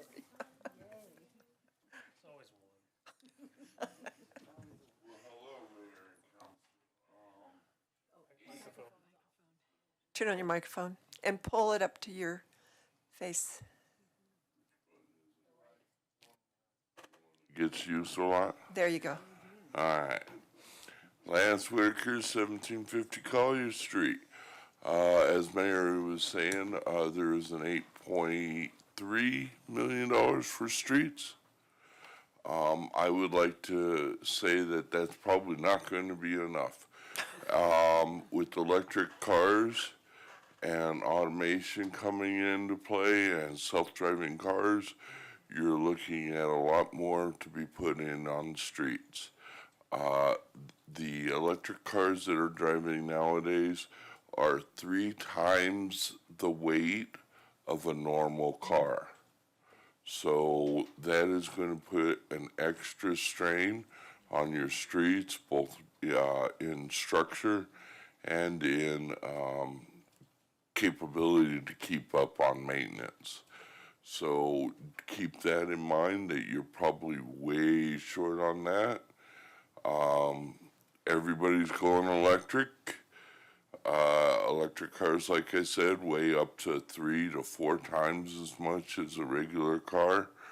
And because of that, it puts extra strain on the roads and extra potholes and extra dips and everything else. So while we're all trying to switch over to electric vehicles, I want the city and the council to realize that they are a much heavier car.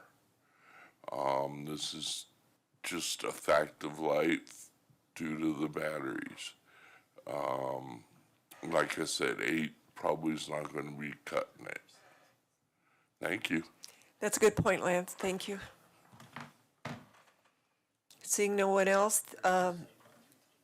who is interested in addressing the subject, I'll close the public portion of our budget.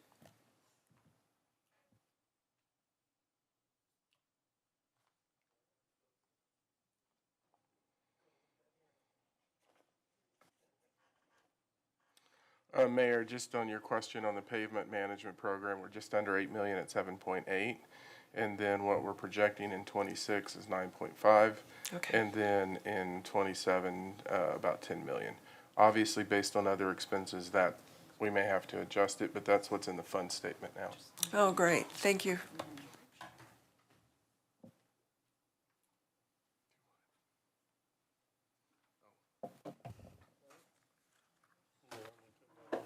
Are No. there any additional questions, or do you need any additional information, or is there any additional direction? I don't see anybody in the queue, so I think that we are done with this part. Thank you.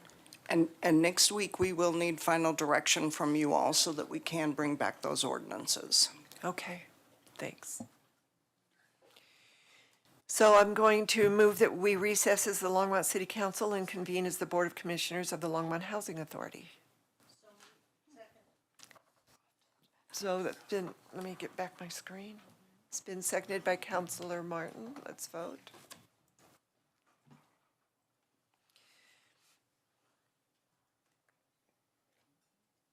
And that passes unanimously. So the resolution is LHA 2023-31. It's a resolution of the Board of Commissioners of the Longmont Housing Authority approving the revised management agreement for the property located at 12236 Weld County Road 1 in Longmont. Are there any questions on this resolution from councilors? Seeing none, can I have a vote, a motion? I move resolution LHA 2023-31. That was made by Mayor Pro Tem Rodriguez, seconded by Councilor, yes. I'm sorry, by Commissioner Yarbrough. It was made by Commissioner Rodriguez, seconded by Commissioner Yarbrough. Let's vote.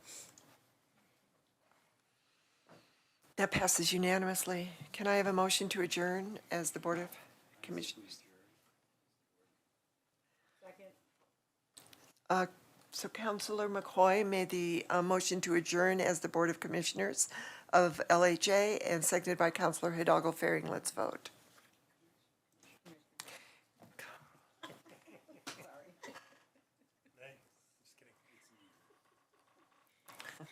We are no longer commissioners. That vote carried unanimously. We are now back to be councilors.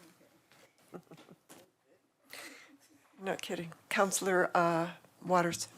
Are you ready for item C under general business? Yes. In that case, I have several motions I'd like to make. So item C is the compensation review for employees appointed by City Council. And Councilor Waters, you have the microphone. Thank you, ma'am. Before I offer this motion, I'm going to offer a motion, Harold, about your compensation, and I'm going to offer an amendment among a series of amendments to amend your employment contract. Before I do it, I want to say to you, and I want to say it in front of whoever might be listening, if we did nothing tonight and we didn't raise your salary, for whatever reasons that might happen, it would show up on the front page of tomorrow's paper, city manager doesn't get a raise by city council, like somehow, you'd done something wrong or hadn't had a successful year. If we raise it by $1, the same thing, you'd be on the front page, I suppose, above the fold. So to do the right thing, in my view, and I think this is going to be shared by council members, probably put you on the front page, maybe with more narrative. But I want to say to you that the last thing this city needs to do is be looking for another city manager, that you have performed day in and day out in ways that far exceed what I think anybody could reasonably expect. You give of yourself to the city day and night, over and over and over again. And it's not just the time, it's the competence that you bring.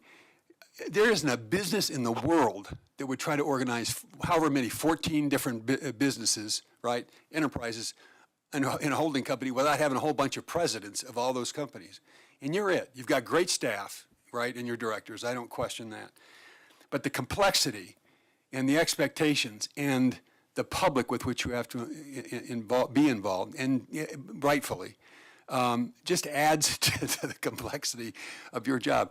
There aren't very many people who would line up to do what you do. So I'm really pleased to be able to move the first of these motions.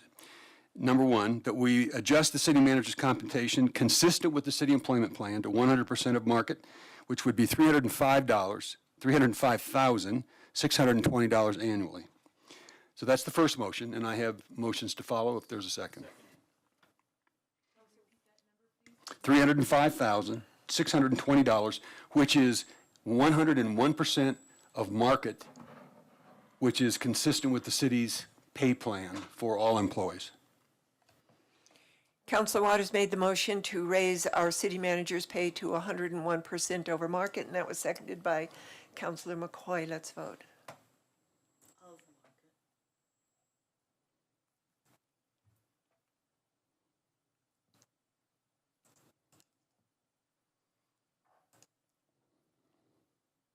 That carries unanimously. I have a second motion. In addition, consistent with the city's pay plan for exceptional pay and exceptional performance, I move that we award a one-time payment consistent with the pay plan of 8.2% for a total payment of $25,000 as a one-time bonus.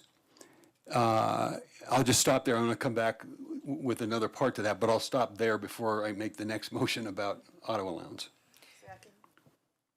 It's been moved by Councilor Waters to, do you want to repeat that so we get the wording correctly? That provide the city manager with a one-time exceptional pay bonus.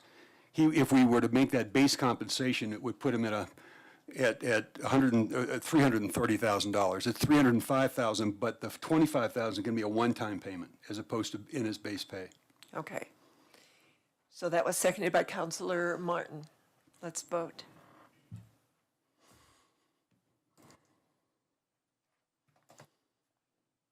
That carries unanimously. A third motion, that we adjust his auto allowance to $6,000 a year. Second.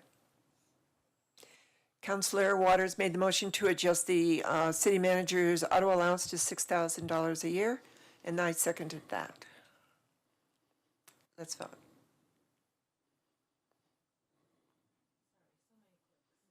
Yes.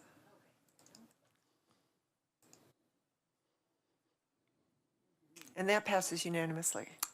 So two more motions here. The next motion is that we stipulate, I move we stipulate that the $25,000 one-time payment will have, if Harold, the city manager, voluntarily leaves his employment of the city of Longmont, he'll be obligated to repay that $25,000 if he leaves before December 31st, 2025. So that is a retention bonus, but if he leaves before, if the city manager leaves before 2025, he would be responsible for reimbursing the city. Councilor Waters made the motion. Councilor McCoy seconded it. Let's vote.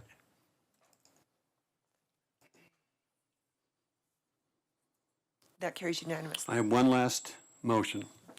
I move that we amend the employment contract of the city manager to extend the severance clause or period in his contract from 12 months to 24 months of severance pay if a future city council asks him to leave, period.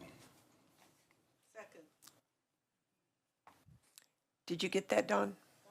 Okay. The motion was to amend employment contract to extend severance clause from 12 months to 24 months if future city councils asks him to leave. Councilor Waters made the motion. Councilor Martin seconded it. Let's vote. And I'm going to say congratulations, Harold, on a job well done. That passes unanimously. I do want to say for the public, though, because this is mentioned quite a bit, I want to remind them that Harold, our city manager, is doing two full-time jobs. One of them is the director of Longmont Housing Authority, and the other one is city manager of the city of Longmont. If he were being paid what other Longmont Housing Authority directors are paid, he would probably have another $200,000 added to his salary. So we're getting more than we deserve with Harold Dominguez. Thank you. Mayor, Council, if I can, just want to say thank you. I appreciate working for you all and with you all. And I wanted to say for and with, because I think the way we work together really allows us to be a great organization. completely enjoy my time here in the community and serving the residents of Longmont on a daily basis. I think that's what keeps me going. And finally, what I wanted to say is I couldn't do this without the staff in this organization. This is by far the best staff that I've worked for, the passion that they have for the community, the passion that they have for each other, and the way they support each other. And so this is a testament to them as well. And I would have been remiss had I not said that, because without everyone in this organization, and I mean everyone, I wouldn't be successful. And so to them, I really appreciate it. Thank you. Thank you. So do we have another motion?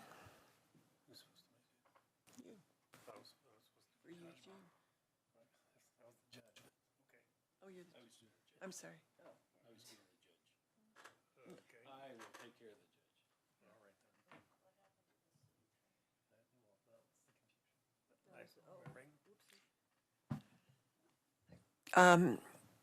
Mayor Pro Tem Rodriguez. Thank you, Mayor Peck. This will be a few different motions due to the complexity of this one as well. So with that, in accordance, I move to adjust the city attorney's compensation to 101% of the market, which is $259,463 annually. The motion's been made by Mayor Pro Tem Rodriguez, seconded by Councilor Martin. Let's vote. Yes, $259,463.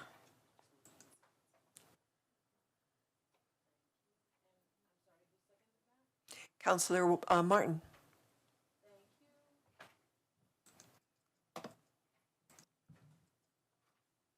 And that passes unanimously. All right, in addition, I move to provide the city attorney with one-time exceptional pay of 7% for a total payment of $15,414.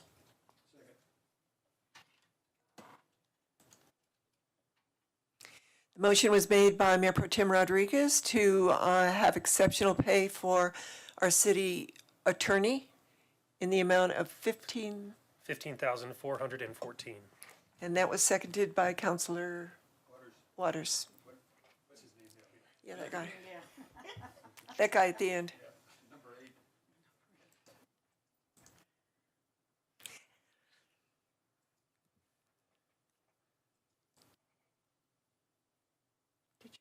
I did. That passes unanimously. All righty then, moving along, I move to adjust the city attorney's auto allowance to $4,000 per year. Second. Okay. So Mayor Pro Tem made the motion to adjust the auto allowance for a city attorney to $4,000 a year, seconded by Councilor Yarbrough. Let's vote.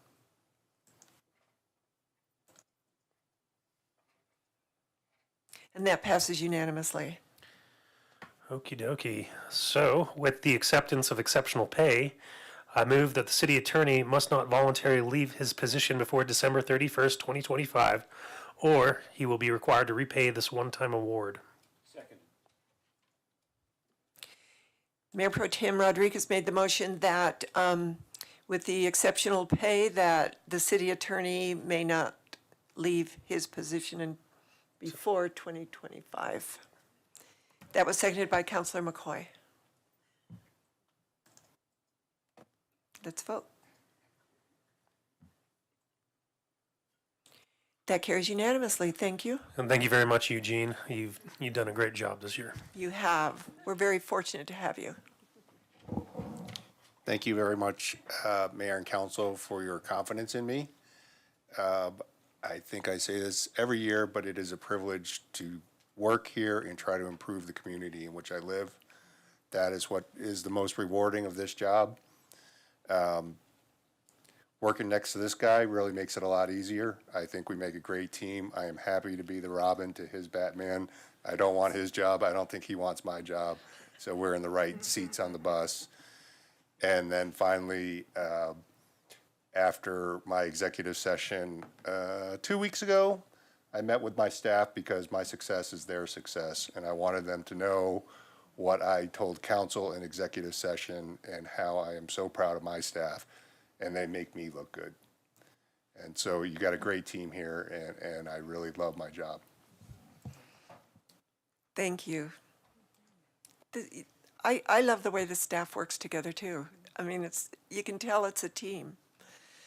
So nobody comes in with black eyes or bloody noses or. Except for Teresa. Yeah, Teresa does. No, but she's got a cast on her arm. We're not going to ask why. Councillor McCoy. Thank you, Mayor Peck. I move that we adjust the municipal judge's compensation to 101% of the market, to $205,839 annually. The salary provision to become effective upon passage of the resolution. Councillor McCoy made the motion to raise the Judge Frick's salary to 101% of the market at $205,839. And that was seconded by Councillor Yarbrough. Let's vote.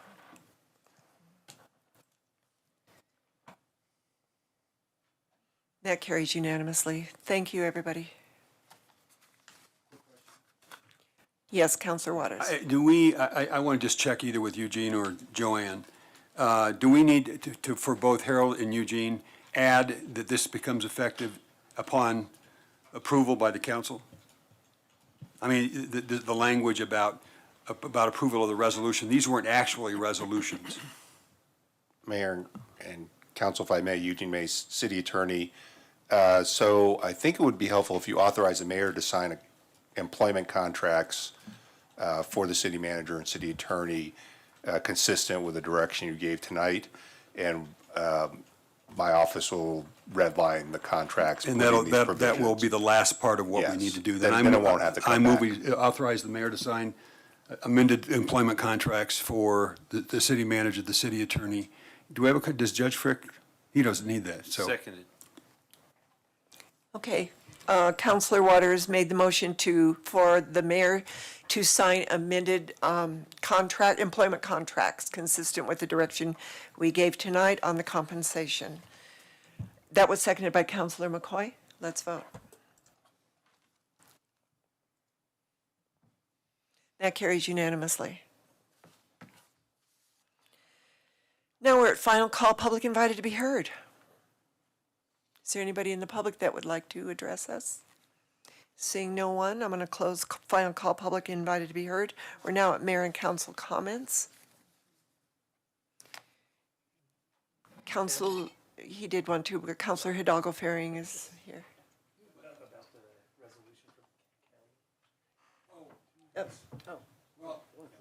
Okay. You're next. Okay, so, thank you, Mayor.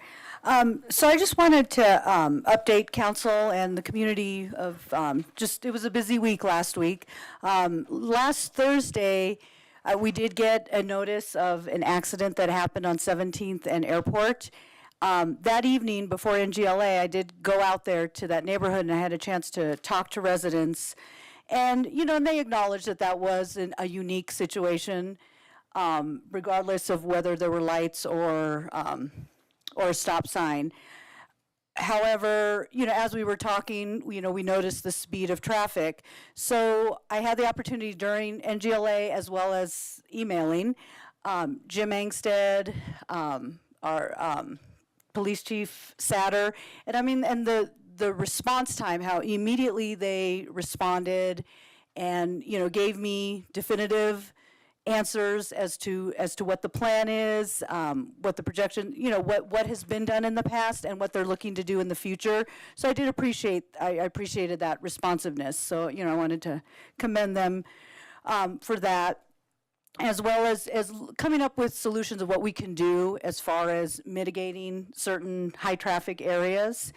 The other thing that we were chatting about, and not just with staff, but with the resident there, is he took me around to the back where there's some open space or nature area over behind, just south of McIntosh, but west of the development. And there was a lot of overgrowth that was kind of coming into a drainage area. So again, talking to David Bell, just immediately, so they will be getting someone out there to clear out brush if they haven't already done that. So, I just appreciate that responsiveness, and it's really just letting folks know, letting staff know that there's a problem. There's been times when I've driven around and I've come across a pothole, I go onto that ServiceWorks, the street repair request online, ServiceWorks. I noticed, even before I got on council, that when I called, it was almost the response time was a little slower than actually going online and doing a written format, just kind of following that line, that chain of command, proper channels, I guess. And so through the ServiceWorks on the website, people can note when, if they come across a pothole or just something wrong with the street, to report that. I can't imagine that our staff really has the time to go around and drive every single street up and down and all around to inspect. So, what we don't know, we can't fix. So really, all of us, if we all kind of come together and, we see something, report it. They've also been really good at taking care of tagging that I've reported on that same ServiceWorks line. So that's, just kind of throwing that out there. There's a lot of things that we could fix right now if we knew that they're there. The other thing I attended last Friday was the LCJP storytelling event, and it was very compelling listening to the stories from our restorative justice program, from volunteers who participate, from a person who was a responsible person responsible for a crime that had happened, or somebody who was in the restorative justice process, what they got, the impact to them and what they got out of it, and just being able to repair that harm. It was profound to hear the stories, as well as from parents of a child who had an incident where they were required to go to restorative justice, or they volunteered to do that work, and just how powerful it was for them, as well as the harmed individual, and how they can find closure. So it was just, it's a really amazing program.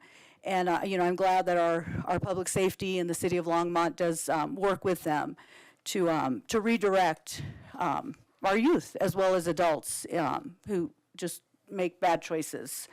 And then yesterday I did tour the Hope facility on Pike Road, and it is just, if you really want to see people who do so much with so little, it's that team right there. And how they are, and every day they, by 9 o'clock, they have taken everything down from shelter, got it all ready to give back to the church for them to use for that space for the day. And then at 4 o'clock, they're back at it, building up the shelter for the night, for dinners and for the evening. And they're doing that every single day, as well as getting individuals housed, getting them involved in coordinated entry. There's so much that they're doing. We have a lot of great things happening in our community, and it's just really kind of finding ways that we can connect those, just come to connection with them. I think the city has done a really good job at bringing those partners in, helping fund through our funding mechanism. So I really appreciate all the work that not just our city staff does, but our community as a whole, for making this place a better place to live. So I'm done. Thank you, Susie. That was, thank you for talking to the residents on Airport and 17th, though. That's really what we should be doing. So, Councilor Waters.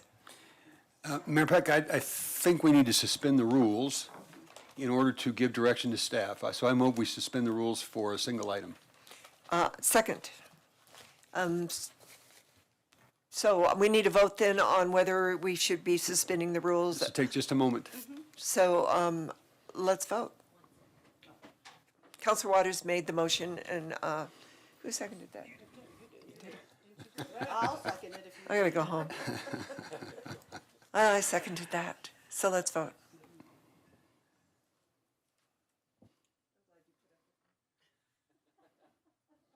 That carries unanimously. Counselor Waters? Thank you, Mayor Peck. I think we are scheduled for, we were scheduled for a study session next Tuesday that is now going to be a regular meeting. Is that correct? That's what I was going to ask you all, because of a deadline on an issue related Well, to the state. I think it needs to be for two reasons, not just for that, but we heard from Council, or from Commissioner Loachman this evening, county commissioners asking us to act on a resolution to support their ballot measures. And if we don't do that sooner rather than later, ballots will have arrived before anybody would know our thoughts on this. So I move we direct staff to bring a resolution, I think the county commissioners have one ready to go, back to the October 3rd agenda so we can act on the request to support what the county commissioners have on the ballot. I'll second that. Discussion? Do you have discussion on this motion? May I just add a Yes, note? please. Mayor Peck, members of council, I was going to mention it while the commissioner was here, but it seemed not in good spirit. You may just approve them, support them. You don't have to have a full resolution. You could do it now if you wanted to.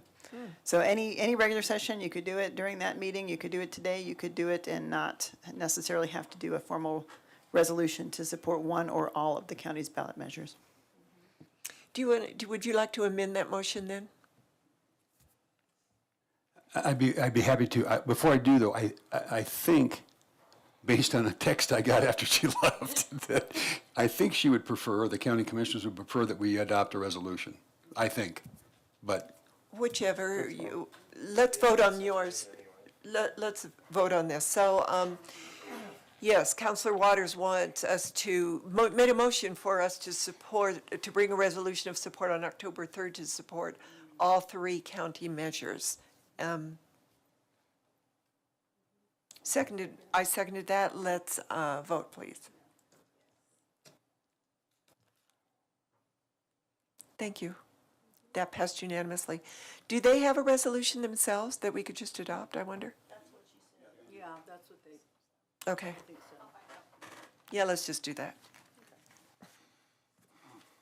Okay, we are now at, any other counselor comments? We're still at the counselor comment stage. If not, city manager.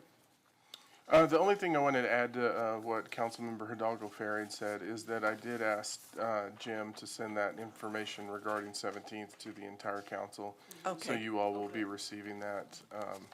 And they also did connect with the individual as well. So. That was great. I saw them do that. City attorney? No comments, Mayor. Thank you. Can I have a motion to adjourn? So that's been made by Counselor McCoy to adjourn, seconded by Counselor Martin. All those in favor say aye. Aye. All those opposed? That carries unanimously.